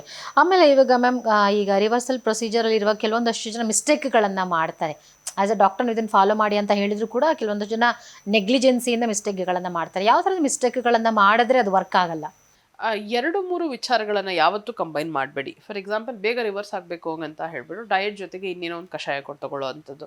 ಅಟ್ಲೀಸ್ಟ್ ಅದನ್ನು ಹೋಗಿ ಡಾಕ್ಟರ್ ಹತ್ರ ಇನ್ಫಾರ್ಮ್ ಮಾಡಿ. ನೀವೇನು ಮಾಡ್ತಿದ್ದೀರಾ, ಈಗ ಮನೇಲಿ ಏನೋ ಹೇಳಿರ್ತಾರೆ ಪ್ರತಿದಿನ ಬೆಳಗ್ಗೆ ಇದನ್ನ ಎದ್ದು ಕುಡೀರಿ ಅಂತ. ಅದನ್ನು ಹೋಗಿ ಡಾಕ್ಟರ್ ಹತ್ರ ಹೇಳಿ ನಿಮ್ಮ ಡಾಕ್ಟರ್ ಓಕೆ ಅಂತಂದರೆ ಅದು ಸ್ಟಿಲ್ ಓಕೆ. ಬಟ್ ಇಲ್ಲ ಅಂತಂದರೆ 2-3 ಸಿಸ್ಟಮ್, ಆಯುರ್ವೇದ ಕಂಬೈನ್ ಮಾಡೋದು, ಆಲೋಪತಿನ ಇಲ್ಲೊಂದು ಆಲೋಪತಿ ಮೆಡಿಸಿನ್ಸ್ ತಗೊಳ್ಳೋ ಅಂಥದ್ದು, ಅಲ್ಲಿ ಆಯುರ್ವೇದದ ಯಾವುದೋ ಒಂದು ಕಷಾಯ ಕುಡಿಯೋ ಅಂಥದ್ದು. ಸೊ ಈ ಥರ 3-4 ವಿಚಾರವನ್ನು ಮಿಕ್ಸ್ ಮಾಡಬೇಡಿ. ಯಾವುದಾದ್ರೂ ಒಂದು ಸಿಸ್ಟಮ್ನ ಫಾಲೋ ಮಾಡಿ. ಹಾಗೆ ನಿಮ್ಮ ಡಾಕ್ಟರ್ ಹತ್ರ ನೀವು ಹೋಗಿ ಕನ್ಸಲ್ಟೇಷನ್ ಪೇ ಮಾಡ್ತಿದ್ದೀರಾ ಅಂದರೆ ಅವರ ಅಡ್ವೈಸ್ಗೆ ನಂಬರ್ 1 ಇಂಪಾರ್ಟೆನ್ಸ್ ಕೊಡಿ. ಯೂಟ್ಯೂಬು, ವಾಟ್ಸಪ್ ಯೂನಿವರ್ಸಿಟಿಗಳನ್ನು ನೋಡೋದನ್ನು ನಿಲ್ಲಿಸಿ. ಓಕೆ. ಸೊ ಅದಾಗೆ ಹೆಚ್ಚಾಗಿ ಒಂದೇ ಕಡೆ ಕೂತ್ಕೊಳ್ಳೋದು, ಹೆಚ್ಚಾಗಿ ಟಿ ವಿ ನೋಡೋದು, ಅಥವಾ ಹೆಚ್ಚಾಗಿ ಮೊಬೈಲ್ ನೋಡೋದು, ಕೆಲವರು ವರ್ಕ್ ಮಾಡಿಕೊಂಡು ತಿಂತಾ ಇರ್ತಾರೆ, ವರ್ಕ್ ಮಾಡಿಕೊಂಡೇ ಸೊ ಬೇರೆ ಬೇರೆ ಕೆಲಸಗಳನ್ನು ಅಂದರೆ ಮಲ್ಟಿ ಟಾಸ್ಕಿಂಗ್ ಮಾಡ್ತಿರ್ತಾರೆ. ಸೊ ಇದು ಕೂಡ ನಮ್ಮ ದೇಹದ ಮೇಲೆ ಪರಿಣಾಮ ಬೀರುತ್ತಾ ಶುಗರ್ ಬರಲಿಕ್ಕೆ? 100%. ರೀಸೆಂಟ್ ರಿಸರ್ಚ್ ಒಂದು ತುಂಬ ಇಂಪಾರ್ಟೆಂಟ್ ಆಗಿರೋ ರಿಸರ್ಚ್ ಏನು ಹೇಳುತ್ತೆ ಅಂತಂದರೆ, ನೀವು ಮಲ್ಟಿ ಟಾಸ್ಕಿಂಗಲ್ಲಿ ನಿಮ್ಮ ಬ್ರೈನು ಎಷ್ಟು ಬೇಗ ಏಜ್ ಆಗುತ್ತೆ ಹೆಂಗಂತ ಅಂದರೆ ನೀವು ಈವನ್ ಸಣ್ಣದಾಗಿ ನಾನೆಲ್ಲೋ ಹೋಗ್ತಾ ಇದ್ದೀನಿ, ಸೊ 5 ಸೆಕೆಂಡಲ್ಲಿ ನಾನು ಯಾರಿಗೋ ಫೋನ್ ಮಾಡಬೇಕು, ಆ ಫೋನ್ನ ನಾನು ಹಾಗೆ ಕಟ್ ಮಾಡ್ತೀನಿ, ಇನ್ನೇನೋ ಮಾತಾಡ್ತೀನಿ. ಒಂದು ಅಟ್ ಎ ಟೈಮ್ ನಾನು ಒಂದು ನಿಮಿಷದಲ್ಲಿ 4 ಕೆಲಸನ ಹ್ಯಾಂಡಲ್ ಮಾಡಿದರೆ ನನ್ನ ಬ್ರೈನ್ ಸೆಲ್ಸ್ ತುಂಬ ಫಾಸ್ಟಾಗಿ ಏಜ್ ಆಗ್ತಿರುತ್ತೆ. ಅಂದರೆ ಎನರ್ಜಿ ಜಾಸ್ತಿ ತಗೊಂಡು ನನ್ನ ದೇಹಕ್ಕೆ ವಯಸ್ಸು ಜಾಸ್ತಿ ಆಗ್ತಿರುತ್ತೆ. ಸೊ ನಾನು ಏನು ಏಜ್ ಇರುತ್ತೋ ಅದಕ್ಕಿಂತ ಜಾಸ್ತಿಯಾಗಿ ನನ್ನ ಬ್ರೈನು ಬೇಗ ವಯಸ್ಸಾಗ್ತಾ ಇರುತ್ತೆ ನನಗೆ ಹೆಂಗಂತ. ಸೊ ನಿಮ್ಗೆ ಈ ಥರ ಮಲ್ಟಿ ಟಾಸ್ಕಿಂಗು, ಈ ಥರ 4-5 ವಿಚಾರಗಳನ್ನು ಮ್ಯಾನೇಜ್ ಮಾಡೋದು ಆ ಮೂಮೆಂಟ್ಗೆ ವಾವ್ ಅಂತ ಅನ್ನಿಸ್ಬಹುದು. ಬಿಟ್ಟರೆ ಹೋಗ್ತಾ ಹೋಗ್ತಾ ಅದು ನಿಮಗೆ ಜಾಸ್ತಿ ತೊಂದರೆನೇ ಆಗುವಂಥದ್ದು. ಹಾಗೆ ನೀವು ಹೇಳಿದ್ರಿ ಕೂತ್ಕೊಂಡೇ ಮಾಡ್ತೀನಿ, ಕೂತ್ಕೊಂಡೇ ಊಟ ಮಾಡ್ತಿರ್ತೀನಿ, ಅಥವಾ ಕೂತ್ಕೊಂಡೇ ಈ ಕಲ್ಚರ್ ಏನಿದೆ ಕೂತ್ಕೊಂಡೇ ಮಾಡೋ ಅಂಥದ್ದನ್ನು ಈಗ ನಾವು ರೀಸೆಂಟಾಗಿ ಹೇಳ್ತಿದ್ದೀವಿ. ಕೂತ್ಕೊಳ್ಳೋ ಅಂಥದ್ದು ಕಂಟಿನ್ಯೂಸ್ ಆಗಿ ಕೂತ್ಕೊಂಡ್ರೆ ಇಡೀ ದಿನಕ್ಕೆ ನೀವು ಒಂದು 4 to 5 hours ಮೇಲೆ ಕಂಟಿನ್ಯೂಸ್ ಆಗಿ ಕೂತ್ಕೊಂಡ್ರೆ ಸಹ 4 ಸಿಗರೇಟ್ ಸೇದೋದಕ್ಕೆ ಈಕ್ವಲ್ ಅಂತ. ಅಷ್ಟು ನಿಮಗೆ ದೇಹಕ್ಕೆ ಹಾನಿ ಆಗ್ತಿರುತ್ತೆ ಅಂತ. ಸೊ ಅದಕ್ಕೆ ಅಟ್ಲೀಸ್ಟ್ ನೀವು ಇನ್ ಬಿಟ್ವೀನ್ ನಿಮ್ದು ಆಫೀಸೇ ಕೆಲಸ ಇದೆ, ಇಡೀ ದಿನ ನಾನು ಆಫೀಸಲ್ಲೇ ಕೂತ್ಕೋಬೇಕು, ನನ್ನ ಕೆಲಸನೇ ಹಾಗೆ ಅಂತಂದರೆ ಇನ್ ಬಿಟ್ವೀನ್ ಓಡಾಡಿ. ಒಂದು 20 ಮಿನಿಟ್ಸ್ಗೆ ಒಂದ್ಸಲ ಒಂದು ಮಿನಿಟ್ ಆದರೂ ಓಡಾಡಿ ಬನ್ನಿ, ಅಥವಾ ಒಂದು 1 hourಗೆ ಒಂದ್ಸಲನಾದರೂ ಎದ್ದು ಓಡಾಡ್ಬಿಟ್ಟು ಬನ್ನಿ ಅಂತ ಹೇಳೋ ಅಂಥದ್ದು. ಸೊ ಅದನ್ನು ನೀವು ಕೂತ್ಕೊಂಡೇ ಮಾಡುವಂಥ ಕೆಲಸದಿಂದನೇ ನಿಮ್ಗೆ ಎಷ್ಟೋ ತೊಂದರೆಗಳು ಬರ್ತಿರ್ಬೋದು. ಓಕೆ ಮ್ಯಾಮ್, ಇನ್ನು ಟೆಕ್ ಫಟೀಗ್ ಅಂತಂದರೆ ಏನು, ಇದು ಯಾಕೆ ಬರುತ್ತೆ ಅಂತ ಹೇಳಿ? ಆ ಟೆಕ್ ಫೆಟಿಗ ಅಂತಂದರೆ ಈಗ ರಿವರ್ಸಲ್ಗೆ ಎಸ್ಪೆಷಲಿ ತುಂಬ ಡಿಪೆಂಡೆನ್ಸಿ ಟೆಕ್ನಾಲಜಿ ಮೇಲಾಗೋಯ್ತು. ಒಂದು CGM ಅಂತ ಅನ್ನೋವಂಥದ್ದು, ಇನ್ನೊಂದು ನಿಮ್ಮ ಈ ಫಿಟ್ನೆಸ್ ವಾಚ್ ಇರ್ಬೋದು, ಅಥವಾ ಸ್ಟೆಪ್ ಕೌಂಟ್ ಇರ್ಬೋದು. ಈ ಥರದ ಎಲ್ಲ ವಿಚಾರದಲ್ಲಿ ನಿಮಗೆ ತುಂಬ ಟೆಕ್ನಾಲಜಿ ಹೇಗಾಗಿದೆ ಅಂತಂದರೆ ಎಷ್ಟು ಬೇಕೋ ಅದಕ್ಕಿಂತ ತುಂಬ ಜಾಸ್ತಿ ತಿಳ್ಕೊಳ್ಳೋ ಅಂಥದ್ದು. ಬಟ್ ಆ ಡೇಟಾನೆಲ್ಲ ಇಟ್ಕೊಂಡು ನಾನು ಏನು ಮಾಡ್ತೀನಿ ಅಂತ ನನಗೆ ಗೊತ್ತಿಲ್ಲ. ಅಷ್ಟು ಡೇಟಾ ಇಟ್ಕೊಂಡು ನಾನು ಬರೀ ಕನ್ಫ್ಯೂಸ್ ಆಗಿ ನಾನು ಇವತ್ತು ಇಷ್ಟೇ ಕೌಂಟ್ ಮಾಡಿದೆ, ಅದರಿಂದ ಸ್ಟ್ರೆಸ್ ಬರೋ ಅಂಥದ್ದು, ಅಥವಾ ನಾನು ಇಷ್ಟು ಜಾಸ್ತಿ ಮಾಡಿಬಿಟ್ಟಿದ್ದೀನಿ ಅಂತೇಳಿ ಇಷ್ಟ ಬಂದಂಗೆ ತಿನ್ನೋ ಅಂಥದ್ದು. ಸೊ ಅದನ್ನು ಮಿಸ್ಯೂಸ್ ಜಾಸ್ತಿ ಆಗ್ತಿದೆಯಾ ಅನ್ನೋವಂಥದ್ದು ಒಂದು ಪ್ರಶ್ನೆ ನಿಮಗೆ ನೀವೇ ಹಾಕ್ಕೊಳ್ಳಿ. ಹಾಗೆ ಈ ಟೆಕ್ನ ನೀವು ಯೂಸ್ ಮಾಡ್ತಿರ್ಬೇಕಾದ್ರೆ ಆ ಡೇಟಾನ ಕರೆಕ್ಟಾಗಿ ನಿಮ್ಮ ಡಾಕ್ಟರ್ಸ್ ಹತ್ರನೋ ಅಥವಾ ನಿಮ್ಮ ಥೆರಪಿಸ್ಟ್ ಹತ್ರನೋ ಹೋಗಿ ಕೊಟ್ಟು ಅದರ ಒಂದು ಥಿಯರಿ ಏನಿದೆ ಆ ಟೆಕ್ನಾಲಜಿಯಿಂದ ಬರುವಂಥ ಡೇಟಾನ ಇಂಟರ್ಪ್ರಿಟೇಷನ್ ಸರಿಯಾಗಿ ಮಾಡ್ಕೊಳ್ಳಿ. ಅದನ್ನು ಟೆಕ್ ಫೆಟಿಗ್ ಅಂತ ಹೇಳಿ. ಓಕೆ. ಇನ್ನು ರಿವರ್ಸಲ್ ಒನ್ಸ್ ಅಚೀವ್ಡ್ ಆದಮೇಲೆ ಹೆಲ್ತಿ ಸ್ಟೇಟನ್ನು ದೀರ್ಘಕಾಲ ನಾವು ಹಿಡಿದಿಟ್ಕೊಳ್ಳೋದು ಹೇಗೆ ಅಂತ? ಸಸ್ಟೈನ್ ನೀವು ಅದಕ್ಕೆ ಏನು ಮಾಡಬೇಕು, ಯಾವತ್ತು ಲಾಂಗ್ ಟರ್ಮ್ ಪ್ರಾಬ್ಲಮ್, ಈ ಡಯಾಬಿಟಿಸ್ ಇರ್ಬೋದು ಅಥವಾ ಎಷ್ಟೊಂದು ಲೈಫ್ ಸ್ಟೈಲ್ ಡಿಸಾರ್ಡರ್, ನಾವು ಬದುಕಿರೋವರೆಗೂ ಇರೋವಂಥ ತೊಂದರೆಗಳು, ಇದನ್ನು ಲಾಂಗ್ ಟರ್ಮ್ ಪ್ರಾಬ್ಲಮ್ಸ್ ಅಂತ ಹೇಳ್ತೀವಿ. ಇಂಥ ಪ್ರಾಬ್ಲಮ್ಸ್ಗೆ ಶಾರ್ಟ್ ಟರ್ಮ್ ಸೊಲ್ಯೂಷನ್ಸ್ನ ಉಪಯೋಗಿಸ್ಬೇಡಿ. ಶಾರ್ಟ್ ಟರ್ಮ್ ಸೊಲ್ಯೂಷನ್ಸ್ ಅಂತಂದರೆ ನಾನು ಹೇಳ್ದಂಗೆ ಒಂದು 2 ತಿಂಗಳು ಮಾಡೋವಂಥ ಡಯೆಟ್ಟು, 3 ತಿಂಗಳು ಮಾತ್ರ ಮಾಡೋವಂಥ ಡಯೆಟ್ಟು, ಒಂದೇ ಸಲ ಊಟ ಮಾಡೋದು ಒಂದು 3 ತಿಂಗಳಿಗೆ, ಅದಾದಮೇಲೆ ಡಯಾಬಿಟಿಸ್ನೆಲ್ಲ ಫುಲ್ ಕಡಿಮೆ ಮಾಡ್ಕೊಳ್ಳೋ ಅಂಥದ್ದು, ಅದಾದಮೇಲೆ ಮತ್ತೆ ಹೋಗಿ 3 ಸಲ ತಿನ್ನೋವಂಥದ್ದು. ಸೊ ಈ ಥರದ್ದು ಯಾವುದೇ ಶಾರ್ಟ್ ಟರ್ಮ್ ವಿಚಾರವನ್ನು ಲಾಂಗ್ ಟರ್ಮ್ ಪ್ರಾಬ್ಲಮ್ಗೆ ಮಾಡಬೇಡಿ. ಅದೇ ಎಷ್ಟೊಂದು ಜನಕ್ಕೆ ಪ್ರಾಬ್ಲಮ್ ಆಗ್ತಿರೋದು. ಅದಕ್ಕೆ ಅವ್ರು ರಿವರ್ಸ್ ಮಾಡ್ಕೋತಾರೆ, ಮತ್ತೆ ಡಯಾಬಿಟಿಸ್ ಬರುತ್ತೆ. ಒಂದು 3 ತಿಂಗಳು 6 ತಿಂಗಳು 1 ವರ್ಷ ಮೇಂಟೈನ್ ಮಾಡ್ತಾರೆ, 2 ವರ್ಷ ಆದಮೇಲೆ ಕೇಳಿದ್ರೆ ಇಲ್ಲ ಮತ್ತೆ ಬಂತು, ನಾನು ಮತ್ತೆ ಮೆಡಿಸಿನ್ಸ್ ತೊಗೋತೀನಿ, ಮತ್ತೆ ಇನ್ಸುಲಿನ್. ಯಾಕೆಂದರೆ ನೀವು ಸ್ಟಾರ್ಟ್ ಮಾಡಿರುವಂಥದ್ದೇ ಯಾವುದನ್ನು ಜೀವನ ಪರ್ಯಂತ ಮೇಂಟೈನ್ ಮಾಡಲಿಕ್ಕಾಗಲ್ವೋ ಅಂಥ ವಿಚಾರನ ಅಳವಡಿಸ್ಕೊಂಡಿರ್ತೀರ. ಆದ್ದರಿಂದ ನಿಮಗೆ ಸಸ್ಟೈನ್ ಆಗೋದಿಲ್ಲ. ಸೊ ಸಸ್ಟೈನ್ ಆಗಬೇಕು ಅಂದರೆ ಸಣ್ಣ ವಿಚಾರ ತುಂಬ ಈಸಿಯಾಗಿ ಮಾಡ್ಕೊಳ್ಳೋ ಅಂಥದ್ದು. ಊಟ ಮತ್ತು ಎಕ್ಸಸೈಸ್ ಅನ್ನೋದು ನಮ್ಮ ಕಲ್ಚರ್. ಇದನ್ನು ನಾವು ಇಮ್ಮಿಡಿಯೇಟಾಗಿ ನಾನು ಇಷ್ಟು ದಿನ ರೈಸ್ ತಿಂತಿದ್ದೆ, ನಾನು ನಾಳೆಯಿಂದ ಹೋಗ್ಬಿಟ್ಟು ಬರೀ ಕಾಳು ತಿನ್ಲಿಕ್ಕಾಗಲ್ಲ. ಸೊ ಅದನ್ನು ನಾನು ಹೇಗೆ ಸ್ಲೋಲಿ ಅಡ್ಯಾಪ್ಟ್ ಮಾಡ್ಕೊಳ್ಬೇಕು ಅಂತ ಅನ್ನೋದನ್ನು ತಿಳ್ಕೊಳ್ಳೋದೇ ಒಂದು ದೊಡ್ಡ ಟಾಸ್ಕ್ ಅಂತ ಹೇಳ್ಬೋದು. ಸೊ ಅದನ್ನು ಫಸ್ಟು ಸ್ಲೋಲಿ ಅಡ್ಯಾಪ್ಟ್ ಮಾಡ್ಕೊಳ್ಳಿ, ಅದಾದಮೇಲೆ ಅದು ಲೈಫ್ ಟೈಮ್ ಸಸ್ಟೈನ್ ಆಗುತ್ತೆ. ಓಕೆ. ಇವಾಗ ಬೇರೆ ಟ್ರೀಟ್ಮೆಂಟ್ ಮೆಡಿಸನ್ ಅಂತಂದಾಗ ಸೊ ಎಲ್ರಿಗೂ ಒಂದೇ ಥರ ಮೆಡಿಸನ್ ಕೊಡ್ತಾರೆ. ಬಟ್ ಈಗ ಡಯಾಬಿಟಿಸ್ ರಿವರ್ಸಲ್ ಅಂತ ಬಂದಾಗ ಸೊ ಕಸ್ಟಮೈಸ್ಡ್ ಟ್ರೀಟ್ಮೆಂಟ್ ಯಾಕೆ? ಕಸ್ಟಮೈಸ್ಡ್ ಟ್ರೀಟ್ಮೆಂಟ್ ಯಾಕೆ ನಿಮಗೆ ಸಸ್ಟೈನ್ ಆಗಬೇಕು ಅಂದರೆ ಕಸ್ಟಮೈಸ್ಡ್ ಬೇಕು. ಈಗ ಇಂಟರ್ಮಿಟೆಂಟ್ ಫಾಸ್ಟಿಂಗ್ ಅಂತ ಹೇಳಿದೆ ಅಂದರೆ ಎಲ್ಲರಿಗೂ ನಾನು ಇಂಟರ್ಮಿಟೆಂಟ್ ಫಾಸ್ಟಿಂಗ್ ಹೇಳಿದೆ ಅಂದರೆ ಈಗ ನನ್ನ ಥಿಯರಿ ಇಂಟರ್ಮಿಟೆಂಟ್ ಫಾಸ್ಟಿಂಗ್ ಅಂತ ಆದರೆ ಇಂಟರ್ಮಿಟೆಂಟ್ ಫಾಸ್ಟಿಂಗ್ ಈಗ 9 to 5 ಹೋಗೋವಂಥ ಟೀಚರ್ಗೂ ಈಸಿ ಆಗ್ಬೋದು. ಅದೇ ನಾನು ಹೇಳ್ದಂಗೆ ಮಧ್ಯಾಹ್ನ 2 ಗಂಟೆಗೆ ಮನೆಗೆ ಬರೋ ಅಂಥವ್ರಿಗೆ ಅದಷ್ಟು ಈಸಿ ಆಗೋದಿಲ್ಲ, ಅಥವಾ ರಾತ್ರಿ 2 ಗಂಟೆಗೆ ಮನೆಗೆ ಬರೋ ಅಂಥವ್ರಿಗೆ ಸಾಧ್ಯನೇ ಆಗೋದಿಲ್ಲ. ಸೊ ಇಂಟರ್ಮಿಟೆಂಟ್ ಫಾಸ್ಟಿಂಗ್ ನಾನು ಎಲ್ಲರಿಗೂ ಒಂದೇ ನಾನು ಹೇಳಿದೆ ಅಂತಂದರೆ ಒಂದು 50% ಜನಕ್ಕೆ ಸಕ್ಸಸ್ ಆಗುತ್ತೆ, ಇನ್ನು 50%ಗೆ ತೊಂದರೆನೂ ಆಗ್ಬೋದು. ಬರೀ ಫೇಲ್ಯೂರ್ ಆಗೋದಿಲ್ಲ, ತೊಂದರೆನೂ ಆಗ್ಬೋದು. ನಾನು ಯಾವಾಗ ಅದನ್ನ ಕಸ್ಟಮೈಸ್ ಮಾಡ್ತೀನಿ ಸಕ್ಸಸ್ ರೇಟ್ ಜಾಸ್ತಿ ಆಗುತ್ತೆ. ಯಾಕಂದರೆ ನಾನು ನಿಮ್ಮ ಜೀವನ ಶೈಲಿಗೆ ತಕ್ಕಂತೆ ಆ ಪ್ಲ್ಯಾನ್ನ ಪ್ರಿಪೇರ್ ಮಾಡೋದ್ರಿಂದ ನೀವು ಸಸ್ಟೈನಬಿಲಿಟಿ ಜಾಸ್ತಿ ಆಗುತ್ತೆ. ಇವಾಗ ಈ ಒಂದು ಶೋ ನೋಡಿದ್ಮೇಲೆ ಸೊ ಎಷ್ಟೋ ಜನ ಅಂದ್ಕೊಳ್ತಾರೆ so okay diabetes reversal treatment ನಾವು ತೊಗೊಳ್ಬೋದು, ಸೊ ನಮಗೂ ವರ್ಕ್ ಮಾಡುತ್ತಾ ಒಂದು ಕ್ವಶನ್ ಮಾರ್ಕ್ ನಮ್ಮ ಮನಸ್ಸಿನಲ್ಲಿ ಬಂದೇ ಬರುತ್ತೆ. ಸೊ ಅಂಥವರಿಗೆ ಈಗ ಸ್ಟಾರ್ಟ್ ಮಾಡಬೇಕು ಅಂತ ಹೇಳಿ ಅಂದ್ಕೊಂಡಿರೋರಿಗೆ ಒಂದು ಮೆಂಟಲಿ ನಾವು ಪ್ರಿಪೇರ್ ಆಗಲೇಬೇಕಾಗತ್ತೆ. ಸೊ ಸ್ಟಾರ್ಟಿಂಗ್ ನಾವು ಹೇಗೆ ಪ್ರಿಪೇರ್ ಆಗಬೇಕಾಗತ್ತೆ ಈ ಒಂದು ಟ್ರೀಟ್ಮೆಂಟ್ ನಾವು ತೊಗೊಳ್ಬೇಕು ಅಂತ ಹೇಳಿ ಡಿಸೈಡ್ ಮಾಡಿದಾಗ? ಇದು ಎಷ್ಟೊಂದು ಜನ ಡಯಾಬಿಟಿಸ್ ರಿವರ್ಸಲ್ಗೆ ಅಂತ ಬಂದಾಗ ನಾವು ಇದನ್ನು ಲೈಫ್ ಸ್ಟೈಲ್ ಎಲಿಜಿಬಿಲಿಟಿ ಅಂತ ಆಗಲೇ ಹೇಳಿದಂಗೆ ಅದನ್ನು ನಾವು ಡೀಟೇಲಾಗಿ ಕೇಳ್ತೀವಿ. ಫಾರ್ ಎಕ್ಸಾಂಪಲ್ ಏನೋ ಹೊಸದಾಗಿ ಒಂದು ಪ್ರಾಜೆಕ್ಟ್ ಇದೆ, ಅವ್ರ ಕಂಪನಿಲಿ ಹೊಸದಾಗಿ ಪ್ರಾಜೆಕ್ಟ್ ಇದೆ, ಪ್ಲಸ್ ಡಯಾಬಿಟಿಸ್ ರಿವರ್ಸಲ್, ಸ್ವಲ್ಪ ಕಷ್ಟ ಆಗುತ್ತೆ, ತುಂಬ ಮೋಟಿವೇಶನ್ ಬೇಕಾಗುತ್ತೆ. ಅದಕ್ಕೆ ಬದಲು ನೀವು ಡಯಾಬಿಟಿಸ್ ರಿವರ್ಸಲ್ಗೆ ಅಂತ ಅಟ್ಲೀಸ್ಟ್ ಒಂದು ಸ್ಟಾರ್ಟಿಂಗ್ 1 or 2 months ಇದನ್ನು ಅರ್ಥ ಮಾಡ್ಕೊಳ್ಳೋವರೆಗೂ, ಇದನ್ನು ತಿಳ್ಕೊಳ್ಳೋವರೆಗೂ, ಅಥವಾ ಇದನ್ನು ಅಡ್ಯಾಪ್ಟ್ ಮಾಡ್ಕೊಳ್ಳೋವರೆಗೂ, ಈಗ ನಾವು ಹೇಳೋವಂಥ ಡಯಟ್ ನಿಮಗೆ ಈಸಿ ಆಗಬೇಕು ಅಂತಂದರೆ ಸ್ವಲ್ಪನಾದರೂ ಅಲ್ಲಿ ಕಾನ್ಸಂಟ್ರೇಷನ್ ಇರಬೇಕು. ನಾನು ಅದು ಯಾರೋ ಮಾಡೋ ಅಂಥ ವಿಚಾರ ಅಲ್ಲ, ಅಥವಾ ಯಾರೋ ಒಬ್ಬರಿಗೆ ನಾವು ಅಸಿಸ್ಟೆಂಟಿಗೆ ನಾವು ಒಂದು ಕೆಲಸ ಕೊಟ್ಬಿಟ್ಟು ಅದಾಗದೇ ಆಗುವಂಥ ವಿಚಾರ ಅಲ್ಲ. ಸೊ ಇದರಲ್ಲಿ ನನ್ನ ಕಾಂಟ್ರಿಬ್ಯೂಷನ್ ಜಾಸ್ತಿ ಇರುತ್ತೆ ಅಂತ ಅರ್ಥ ಮಾಡಿಕೊಂಡು ನೀವು ತೊಗೊಳ್ಳೋ ಅಂಥ ಆ ಡಯಾಬಿಟಿಸ್ ರಿವರ್ಸಲ್ ತೊಗೊಳ್ಳೋ ಅಂಥ ಟೈಮಲ್ಲಿ ಸ್ವಲ್ಪ ಒಂದು ಫಸ್ಟ್ 2 monthsಗಾದರೂ ಇದಕ್ಕೆ ಇಂಪಾರ್ಟೆನ್ಸ್ ಕೊಡ್ತೀನಿ, ಪ್ರೈಮ್ ಇಂಪಾರ್ಟೆನ್ಸ್ ಕೊಡ್ತೀನಿ ಅನ್ನೋಂಥ ಟೈಮಲ್ಲಿ ತೊಗೊಳ್ಳಿ. ನಂಬರ್ 1. ಎರಡನೇದು, ನನಗೆ ಅಟ್ಲೀಸ್ಟ್ ಒಂದು 1 hour ಫಿಸಿಕಲ್ ಆ್ಯಕ್ಟಿವಿಟಿಗೆ ಟೈಮ್ ಇದೆ, 1 hour ಆದರೂ ನಾನು ಡಯಾಬಿಟಿಸ್ಗೋಸ್ಕರ ನಾನು ಏನಾದರೂ ಮಾಡಿ, ಅವರು ವಾಕಿಂಗ್ ಅಂದರೆ ವಾಕಿಂಗ್, ಜಿಮ್ ಅಂದರೆ ಜಿಮ್, ಯೋಗ ಅಂದರೆ ಯೋಗ, ಯಾವುದಾದ್ರೂ ಒಂದು ರೀತಿಯಲ್ಲಿ ನಾನು ಆ್ಯಕ್ಟಿವ್ ಆಗಿ ಇಟ್ಕೊಳ್ಳೋ ಅಂಥ ಒಂದು ಸಾಧ್ಯತೆಗಳಿದೆ ಅಂತ. ಈಗ ಕೆಲವೊಬ್ಬರ ಹತ್ರ ನಾವು ಮಾತಾಡಿದ ತಕ್ಷಣ ಅವ್ರು ಹೇಳ್ತಾರೆ, ಮೇಡಮ್ 7 o'clock ನಾನು ಮನೆ ಬಿಡ್ತೀನಿ, 5 ಗಂಟೆಗೆ ಎದ್ದೇಳ್ತೀನಿ, 7 o'clock ಮನೆ ಬಿಡ್ತೀನಿ, ರಾತ್ರಿ ಬರೋದು 11 ಗಂಟೆ ಹಂಗಂತ. ಇಲ್ಲಿ ಫಿಸಿಕಲ್ ಆ್ಯಕ್ಟಿವಿಟಿಗೆ ಟೈಮೇ ಇರೋದಿಲ್ಲ. ಇಂಥವ್ರಿಗೆ ಡಯಾಬಿಟಿಸ್ ರಿವರ್ಸಲ್ ಅಂತ ಅನ್ನೋದು ಡಾಕ್ಟ್ರಿಗೂ ಚಾಲೆಂಜ್. ಯಾಕಂದರೆ ನಿಮಗೆ ಫಿಸಿಕಲ್ ಆ್ಯಕ್ಟಿವಿಟಿಗೆ ಟೈಮ್ ಇಲ್ಲ, ಫುಡ್ಡಿಗೆ ಟೈಮ್ ಇಲ್ಲ ಅಂತಂದರೆ ಡಯಾಬಿಟಿಸ್ ರಿವರ್ಸಲ್ ತೊಗೊಳೋದು ನೀವು ಬರೀ ಸಮಾಧಾನಕರಕ್ಕಷ್ಟೇ. ಅದಕ್ಕೆ ಬದಲು ನೀವು ಮೆಡಿಸಿನ್ ತೊಗೊಳ್ಳೋ ಅಂಥದ್ದೇ ನಿಮ್ಮ ದೇಹಕ್ಕೆ ನೀವು ಮಾಡೋ ಅಂಥ ಒಳ್ಳೆ ವಿಚಾರ. ಸೊ ಅಂಥವ್ರು ಡಯಾಬಿಟಿಸ್ ರಿವರ್ಸಲ್ನ ತೊಗೊಳ್ಬೇಕಾದ್ರೆ ಅಟ್ಲೀಸ್ಟ್ ನನಗೆ ಎಲ್ಲಾದರೂ ಆ 1 hour ಟೈಮ್ ಇದೆಯಾ, ನನ್ನ ಆಫೀಸಲ್ಲಿ ನನಗೆ ಜಿಮ್ ಇದೆಯಾ, ಆಫೀಸಲ್ಲಿ ನಾನು ಹೋಗಿ ಜಿಮ್ ಮಾಡ್ಬೋದಾ, ಅಥವಾ ನನ್ನ ಲಂಚ್ ಆದಮೇಲೆ ಒಂದು 15-20 minutes ನನಗೆ ವಾಕ್ ಮಾಡ್ಲಿಕ್ಕೆ ಟೈಮ್ ಇದೆಯಾ, ಇದನ್ನು ಯೋಚನೆ ಮಾಡಿಕೊಂಡು ಡಯಾಬಿಟಿಸ್ ರಿವರ್ಸಲ್ ತೊಗೊಳ್ಳಿ. ಅಥವಾ ನನಗೆ ನಿದ್ರೆನೇ ಸಾಲ್ತಾ ಇಲ್ಲ, 3 hours 4 hours ಅಷ್ಟೇ ನಿದ್ರೆ ಆಗ್ತಿದೆ ಅಂತಂದರೆ ಆ ನಿದ್ರೆಯನ್ನು ಸರಿಪಡಿಸ್ಕೊಳ್ಳೋ ಅಂಥ ಒಂದು ಲೈಫ್ ಸ್ಟೈಲ್ ಚೇಂಜಸ್ ಆಗುತ್ತಾ ನನಗೆ ಅಂತ ಯೋಚನೆ ಮಾಡಿ ಡಯಾಬಿಟಿಸ್ ರಿವರ್ಸಲ್ ತೊಗೊಳ್ಳಿ. ನನಗೆ ನಿದ್ರೆ ಏನೂ ಮಾಡ್ಲಿಕ್ಕಾಗಲ್ಲ, ನಾನು 3-4 hours ಅಷ್ಟೇ ನಂಗೆ ನಿದ್ದೆ ಮಾಡೋಕ್ಕೆ ಸಾಧ್ಯ. ಈಗ ಯಾಕಂದರೆ ಪ್ರಾಜೆಕ್ಟ್ ಇದೆ, ಅಥವಾ ಮನೇಲಿ ಎಷ್ಟೊಂದು ಜನಕ್ಕೆ ಇಮ್ಮಿಡಿಯೇಟಾಗಿ ಜೆಸ್ಟೇಷನಲ್ ಆಗಿದ ತಕ್ಷಣ, ಅಂದರೆ ಮಗು ಹುಟ್ಟಿದ ತಕ್ಷಣ ಡಯಾಬಿಟಿಸ್ ಇರೋವಂಥವ್ರಿಗೆ ಜೆಸ್ಟೇಷನಲ್ ಡಯಾಬಿಟಿಸ್ ಅಂತ ಹೇಳ್ತೀವಿ. ಸೊ ನನಗೆ 2 ಮಕ್ಕಳಿದ್ದಾರೆ, ಎರಡೂ ನಾನು ನೋಡ್ಕೋಬೇಕು, ನಂಗೆ 3 hours ಅಷ್ಟೇ ನಿದ್ದೆ ಆಗ್ತಿದೆ, ಯಾವಾಗಲೂ ಮಗು ಮಲ್ಕೊಂಡಾಗ ನಾನು ಮಲ್ಕೋಬೇಕು. ಸೊ ಇಂಥವ್ರು ಡಯಾಬಿಟಿಸ್ ರಿವರ್ಸಲ್ ಕಂಪ್ಲೀಟಾಗಿ ಆವಾಗ ತೊಗೋಬೇಡಿ. ಆ ಮೊಮೆಂಟಲ್ಲಿ ನಿಮಗೆ ಮೆಡಿಸಿನ್ಸು ಅಥವಾ ಇನ್ಸುಲಿನ್ ಏನು ಸಹಾಯ ಆಗುತ್ತೋ ಅದನ್ನು ನಿಮ್ಮ ಡಾಕ್ಟ್ರ್ ಹತ್ರ ತೊಗೊಂಡು ನಿರ್ಧಾರ ಮಾಡಿಕೊಂಡು ಇದೆಲ್ಲ ಕಡಿಮೆ ಆಗಿ ಓಕೆ ಈಗ ನನಗೆ ಸ್ವಲ್ಪ ಹೆಲ್ಪ್ ಇದೆ, ಟೈಮ್ ಇದೆ, I have that luxury of doing diabetes reversal ಅಂದಾಗ ಡೆಫಿನೆಟಾಗಿ ಡಯಾಬಿಟಿಸ್ ರಿವರ್ಸಲ್ ಯೋಚನೆ ಮಾಡ್ಬೋದು. ಓಕೆ, ಅಂದರೆ ಡಯಾಬಿಟಿಸ್ ರಿವರ್ಸಲ್ ನಾವು ಟ್ರೀಟ್ಮೆಂಟ್ ತೊಗೊಳ್ಬೇಕು ಅಂತ ಅಂದರೆ ಸೊ ಫಸ್ಟ್ ನಾವು ಫ್ರೀ ಆಗಿರಬೇಕು, ನಮಗೆ ಟೈಮ್ ಇರಬೇಕು, ನಾವು ಮೆಂಟಲಿ ಏನೋ ಸ್ಟ್ರೆಸ್ನಲ್ಲಿ ಇರಬಾರ್ದು. ಮೆಂಟಲಿ ಡೆಫಿನೆಟಾಗಿ ಸ್ಟ್ರೆಸ್ಸಲ್ಲಿ ಇರಬಾರ್ದು. ಮೆಂಟಲಿ ಸ್ಟ್ರೆಸ್ ಇದ್ದಾಗ ನಿಮ್ಗೆ ಇದು ಇನ್ನೂ ಜಾಸ್ತಿ ಸ್ಟ್ರೆಸ್ ಅಂತ ಅನಿಸುತ್ತೆ, ಬಿಟ್ಟರೆ ಪ್ರಾಸೆಸ್ ಈಸಿ ಅಂತ ಆಗಲ್ಲ. ನಾನು ಹೇಳ್ದಂಗೆ ಇದೊಂದು ಅದು ಹಿಂಗಾದ್ರೂ ಕಷ್ಟಪಟ್ಟು ಒಂದು 3 ತಿಂಗಳು ಮಾಡಿ ಮುಗಿಸ್ಬಿಡ್ತೀನಪ್ಪ, ಆಮೇಲೆ ನನಗೊಂಥರ ಎಕ್ಸಾಮ್ದು ಯಾವುದೋ ಪಾಸ್ ಆದಂಗೆ ಅಲ್ಲ ಇದು. ಬಿಕಾಸ್ ಇದು ನಿಮ್ಗೆ ಲೈಫ್ ಟೈಮ್ ಇರೋ ಅಂಥ ಅಂದರೆ ಟ್ರೈ ಮಾಡೋಕ್ಕಂತೂ ಬರಬಾರ್ದು, ಫಿಕ್ಸ್ ಆಗಿ ಬರಬೇಕು. ಹೌದು, ಟ್ರೈ ಮಾಡೋಕ್ಕೆ ಬಂದ್ರಿ ಅಂದರೆ ನೀವು ಟ್ರೈ ಮಾಡ್ತಾನೆ ಇರ್ತೀರಾ ಅಷ್ಟೇ. ಇದೊಂದು ಪ್ಲಾನು, ಇದು ಟ್ರೈ ಆಗಲಿಲ್ಲ, ಅಲ್ಲೋ ಇನ್ಯಾರೋ ಏನೋ ಹೇಳ್ತಿದ್ದಾರೆ ಅದನ್ನ ಹೋಗಿ ಟ್ರೈ ಮಾಡೋಣ, ಇನ್ಯಾವುದೋ ಪೌಡ್ರ್ ತೊಗೊಂಡು ಮಾಡ್ಕೊಳ್ಳೋಣ, ಇನ್ಯಾವುದೋ ಜ್ಯೂಸ್ ತೊಗೊಂಡು ಮಾಡ್ಕೊಳ್ಳೋಣ ಅಂತ ಲೈಫೆಲ್ಲ ಟ್ರೈ ಮಾಡ್ತಿರ್ಬೇಕು ಅಷ್ಟೇ. ಇನ್ನು ಫುಡ್ಡು ಟೈಮಿಂಗ್ಸ್ ಎಷ್ಟು ಮ್ಯಾಟರ್ ಆಗುತ್ತೆ ಇದರಲ್ಲಿ? ಇನ್ ಕೇಸ್ ಸಮ್ಟೈಮ್ಸ್ ವ್ಯತ್ಯಾಸಗಳಾಗತ್ತೆ ಫುಡ್ ತೊಗೊಳ್ಳುವಾಗ. ಸೊ ಒಂದು ಇಷ್ಟು ಗಂಟೆ ಇಷ್ಟು ಟೈಮ್ವರೆಗೂ ಅಟ್ಲೀಸ್ಟ್ ಒಂದು ಮಿನಿಮಮ್ 3 to 6 monthsವರೆಗೂ ನೀವು ಫುಡ್ ಟೈಮಿಂಗ್ಸ್ನ ಫಾಲೋ ಮಾಡಲೇಬೇಕು ಅನ್ನುವಂಥ ಇಲ್ಲ, ಆ ಥರ ಎಲ್ಲ ಏನೂ ಇಲ್ಲ. ನಿಮ್ಮ ಲೈಫ್ ಸ್ಟೈಲಿಗೆ ತಕ್ಕಂತೆ, ಅಂದರೆ ನಿಮ್ಮ ಕೆಲಸಕ್ಕೆ ತಕ್ಕಂತೆ. ಫಾರ್ ಎಕ್ಸಾಂಪಲ್ ನನ್ನ ಕೆಲಸಕ್ಕೆ ನನಗೆ ಬೆಳಗ್ಗೆ 10 ಗಂಟೆಗೆ ತಿಂಡಿ ಮಾಡಿದರೆ ನನಗೆ ಓಕೆ ಅಂದರೆ ಅದಕ್ಕೆ ತಕ್ಕಂತೆಯೇ ನಾವು ಪ್ಲಾನ್ ರೆಡಿ ಮಾಡ್ಕೊಡ್ತೀವಿ. ಸೊ ಸರ್ ನೀವು 10 ಗಂಟೆಗೇ ತೊಗೊಳ್ಳೋ ಥರ.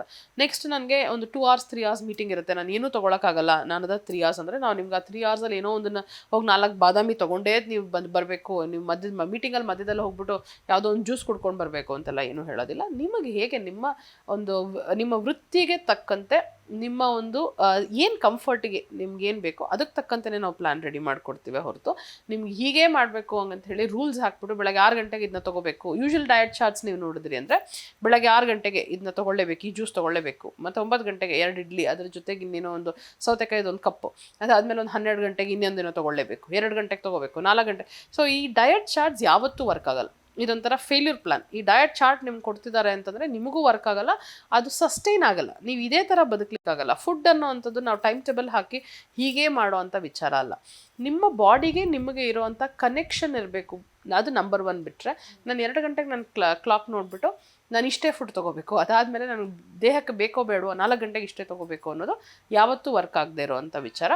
ಹಾಗೆ ನೀವೀಗ 5 ಅವರ್ ನಿಮಗೇನೋ ಹೊರಗಡೆ ಕೆಲಸ, ಫಾರ್ ಎಕ್ಸಾಂಪಲ್ ಎಷ್ಟೊಂದು ಜನಕ್ಕೆ ಇವತ್ತು ಹೊರಗಡೆ ಸೇಲ್ಸ್ ಇರ್ಬೋದು, ಮಾರ್ಕೆಟಿಂಗ್ ಇರ್ಬೋದು, ಇಲ್ಲ ಫಿಲ್ಮ್ ಇಂಡಸ್ಟ್ರಿ ಅಥವಾ ನಿಮ್ಮ ಮೀಡಿಯಾ ಇಂಡಸ್ಟ್ರಿ, ಯಾವುದೇ ವಿಚಾರ ಇರ್ಬೋದು, ಇವ್ರಿಗೆ ಹವರ್ಸ್ ಗಟ್ಟಲೆ ಹೊರಗಡೆ ಇರೋವಂಥದ್ದು ಇರ್ಬೋದು, 5 hours 6 hours ನನಗೆ ಆಕ್ಸೆಸ್ಸೇ ಇರೋದಿಲ್ಲ, ಫುಡ್ಡಿಗೆ ಆಕ್ಸೆಸ್ಸೇ ಇರೋದೆ. ಸೊ ಆ ಟೈಮಲ್ಲಿ ನೀವೇನು ಮಾಡ್ಬೋದು ಅನ್ನೋವಂಥದ್ದನ್ನು ನಾವು ಪ್ಲ್ಯಾನ್ ಮಾಡಿ ಕೊಟ್ಟಿರ್ತೀವಿ. ಸೊ ನಿಮ್ಮ ಒಂದು ಟೋಟಲಿ ನಿಮ್ಮ ಕಂಫರ್ಟ್, ನಿಮ್ಮ ಪ್ರೊಫೆಷನ್, ನಿಮ್ಮ ಟೈಮಿಂಗ್ಸ್ ಅದಕ್ಕೆ ತಕ್ಕಂತೆ ಪ್ಲ್ಯಾನ್ ಮಾಡಿಕೊಟ್ರೆ, ಅದಕ್ಕೆ ನಾನು ಹೇಳಿದ್ದು ಕಸ್ಟಮೈಸ್ಡ್ ಪ್ಲಾನ್ ಯಾಕೆ ವರ್ಕ್ ಆಗುತ್ತೆ ಅಂದರೆ, ನಿಮಗೆ ನಾನು ಏನೋ ಹೇಳಿ, ಈಗ ನಾನು ಡಯಟ್ ಚಾರ್ಟ್ ಕೊಟ್ಟಿರ್ತೀನಿ 6 ಗಂಟೆ 12 ಗಂಟೆ, ನೀವು ಎದ್ದೇಳೋದೇ 9 ಗಂಟೆ ಅಂತಂದರೆ ಬೆಳಗ್ಗೆ 6 ಗಂಟೆದೇನಾಯಿತು 9 ಗಂಟೆದೇನಾಯಿತು, ಸೊ ಎರಡೂ ಫೇಲ್ ಆಗಿಬಿಡುತ್ತೆ. ಸೊ ಅದರಿಂದ ಈ ಥರ ಡಯಟ್ ಚಾರ್ಟನ್ನು ಒಂದೇ ಡಯಟ್ ಚಾರ್ಟ್ ಮಾಡಿ ಅದನ್ನ ಪ್ರಿಂಟ್ಔಟ್ ಥರ ಎಲ್ರಿಗೂ ಕೊಟ್ಟರೆ ವರ್ಕ್ ಆಗಲ್ಲ. ಕೇವಲ ಶುಗರ್ ಇದ್ದರೆ ಮಾತ್ರ ಈ ಟ್ರೀಟ್ಮೆಂಟ್ ವರ್ಕ್ ಆಗುತ್ತಾ, ಅಥವಾ ಶುಗರ್ ಜೊತೆಗೆ ಕೆಲವರಿಗೆ ಬಿ ಪಿ ಇರ್ಬೋದು, ಅಥವಾ ಥೈರಾಯ್ಡ್ ಸಮಸ್ಯೆಗಳಿರ್ಬೋದು, ಅಥವಾ ಆರ್ಥ್ರೈಟಿಸ್ ಸಮಸ್ಯೆ ಇರ್ಬೋದು, ಮಲ್ಟಿಪಲ್ ಕಾಸಸ್ ಇದ್ದಾಗ, ಮಲ್ಟಿಪಲ್ ಡಿಸೀಸಸ್ ಇದ್ದಾಗ ಇದು ವರ್ಕ್ ಆಗತ್ತಾ? ಡಯಾಬಿಟಿಸ್ ಇದ್ದರೆ, ಬರೀ ಡಯಾಬಿಟಿಸ್ ಇದ್ದರೆ ಅಂದರೆ ಬರೀ ಶುಗರ್ ಮಾತ್ರ ತೊಂದರೆ ಅಂದರೆ ನಿಮ್ಮ ರಿವರ್ಸಲ್ ಚಾನ್ಸಸ್ ತುಂಬ ಜಾಸ್ತಿ ಇರುತ್ತೆ. ನನಗೆ ಡಯಾಬಿಟಿಸ್ ಜೊತೆಗೆ ಬಿ ಪಿನೂ ಇದೆ ಮತ್ತು ಥೈರಾಯ್ಡು ಇದೆ ಅಂತಂದರೆ ಅದರ ಲೆವೆಲ್ ಎಷ್ಟು, ಅಥವಾ ಎಷ್ಟು ವರ್ಷದಿಂದ ನಿಮಗೆ ಬಿ ಪಿ ಇದೆ, ಕೆಲವೊಬ್ಬರಿಗೆ 10 ವರ್ಷದಿಂದ ಬಿ ಪಿ ಇದೆ, 10 ವರ್ಷದಿಂದ ಶುಗರ್ ಇದೆ ಅಂದರೆ ಚಾನ್ಸಸ್ ಕಡಿಮೆ.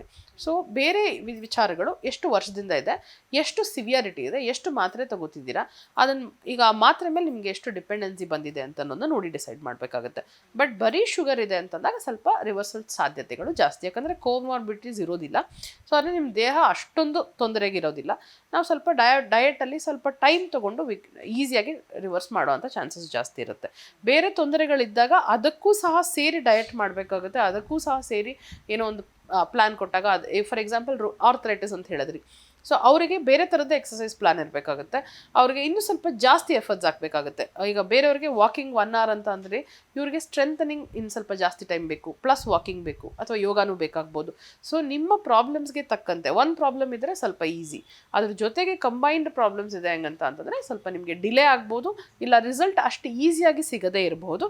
ಆ ಒಂದು ಮೆಂಟಲ್ ಪ್ರಿಪ್ರೇಷನ್ ಇರಬೇಕು. ಓಕೆ, ನನಗೆ 3 ತೊಂದರೆ ಇದೆ, ಸೊ ನನಗೆ ಇನ್ಯಾರೋ ಪಕ್ಕದ ಮನೆಯವ್ರಿಗೆ ಒಂದೇ ತೊಂದರೆ ಇತ್ತು, ಅವ್ರಿಗೆ 6 ತಿಂಗಳಲ್ಲಿ ರಿವರ್ಸ್ ಆಯಿತು ಅಂದರೆ ನನಗೆ 6 ತಿಂಗಳಲ್ಲಿ ಆಗದೆ ಇರ್ಬೋದು, ಅಥವಾ ನನಗೆ 3 ವರ್ಷ ಆದರೂ ಆಗದೆ ಇರ್ಬೋದು ಅನ್ನೋಂಥ ಒಂದು ನಾಲೆಡ್ಜ್ ಇರಬೇಕು. ಓಕೆ, ಈಗ ಅಬೌವ್ 50-60 ಏಜ್ನಲ್ಲಿ ಇರುವಂಥವ್ರಿಗೆ, ಸೊ ಆಗ ತಾನೇ ಶುಗರ್ ಬಂದಿರುತ್ತೆ, ಒಂದು ವರ್ಷ 2 ವರ್ಷ ಆಗಿರುತ್ತೆ ಶುಗರ್ ಸ್ಟಾರ್ಟ್ ಆಗಿ, ಸೊ ಆ ಏಜ್ನಲ್ಲೂ ಅವರು ಈ ಡಯಾಬಿಟಿಸ್ ರಿವರ್ಸಲ್ ತಗೋಬೋದಾ?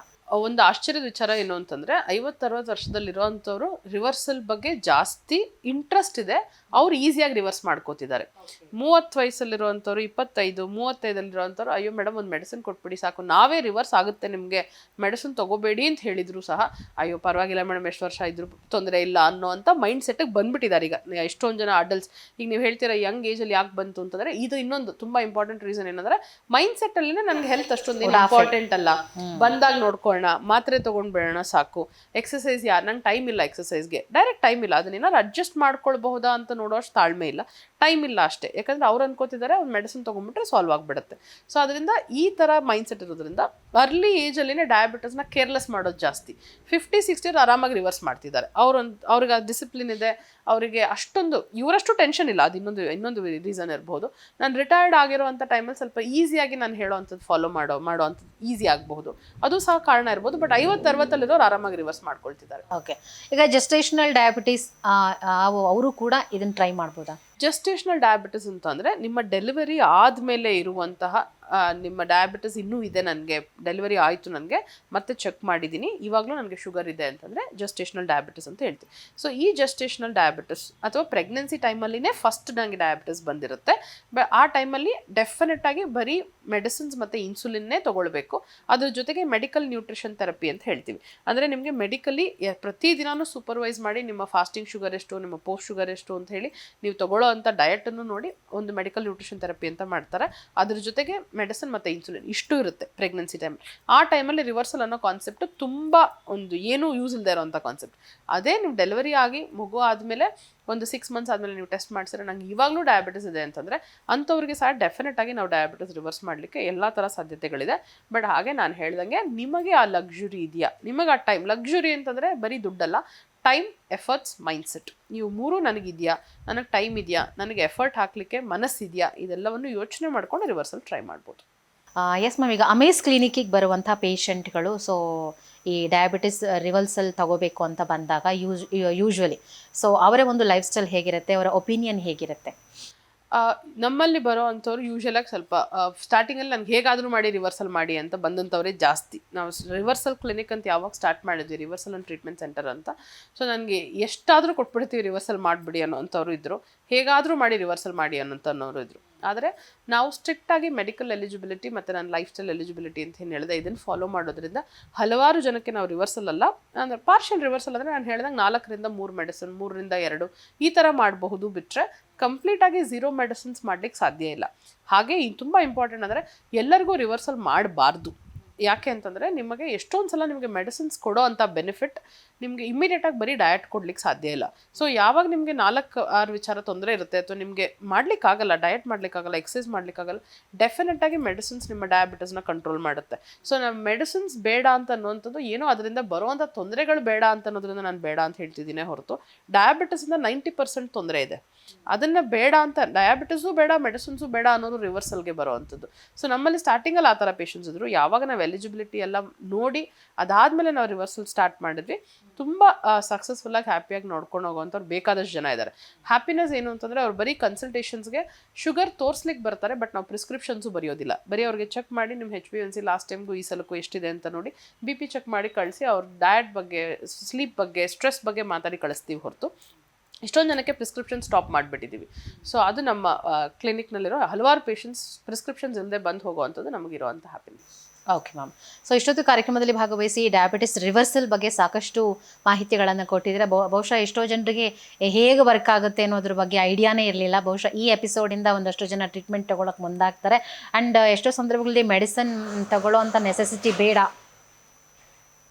ಎಷ್ಟೋ ಸಂದರ್ಭಗಳಲ್ಲಿ ಮೆಡಿಸಿನ್ಸ್ ತಗೊಳ್ಳೋದು ಬೇಡ, ಸ್ಟಾರ್ಟಿಂಗ್ ಸ್ಟೇಜ್ನಲ್ಲಿ ಶುಗರ್ ಬಂದಾಗ ಸೊ ಈ ಡಯಾಬಿಟಿಸ್ ರಿವರ್ಸಲ್ ಅನ್ನೋದು ಖಂಡಿತ ವರ್ಕ್ ಆಗುತ್ತೆ ಅನ್ನುವಂಥ ವಿಚಾರಗಳನ್ನು ಭಾಳ ಸ್ಪಷ್ಟವಾಗಿ ತಿಳಿಸ್ಕೊಟ್ಟಿದ್ದೀರಾ. Thank you so much ma'am. Yes, ನೋಡೋದಲ್ಲ ವೀಕ್ಷಕರೇ, ಮೆಡಿಸನ್ ಇಲ್ಲದೇ ಕೂಡ ನಾವು ಈ ಶುಗರನ್ನು ಕಂಟ್ರೋಲ್ ಮಾಡ್ಬೋದು, ಜೊತೆಗೆ ಡಯಾಬಿಟಿಸನ್ನು ರಿವರ್ಸಲ್ ಕೂಡ ಮಾಡ್ಬೋದು. ಸೊ ಅದರ ಪ್ರೊಸೀಜರ್ ಹೇಗಿರುತ್ತೆ ಅಂತೇಳಿ ನಾವು ತಿಳಿಸ್ಕೊಟ್ಟಿದ್ದೀವಿ. ಸೊ ನೀವೇನಾದರೂ ಈ ಥರದ ಒಂದು ಟ್ರೀಟ್ಮೆಂಟ್ ತೊಗೊಳ್ಬೇಕು ಅಂತೇಳಿ ಅಂದ್ಕೊಂಡಿದ್ರೆ ನಮ್ಮ ಸ್ಕ್ರೀನ್ ಮೇಲೆ ಈ ಒಂದು ಕ್ಲಿನಿಕ್ನ ಅಡ್ರೆಸ್ಸನ್ನು ಕೊಟ್ಟಿರ್ತೀವಿ, ಅಲ್ಲಿಗೆ ವಿಸಿಟ್ ಮಾಡಿ ಅಂತ ಹೇಳ್ತಾ ಇವತ್ತಿನ ಕಾರ್ಯಕ್ರಮ ಮುಗಿಸ್ತಾ ಇದ್ದೀನಿ. ನಮಸ್ಕಾರ.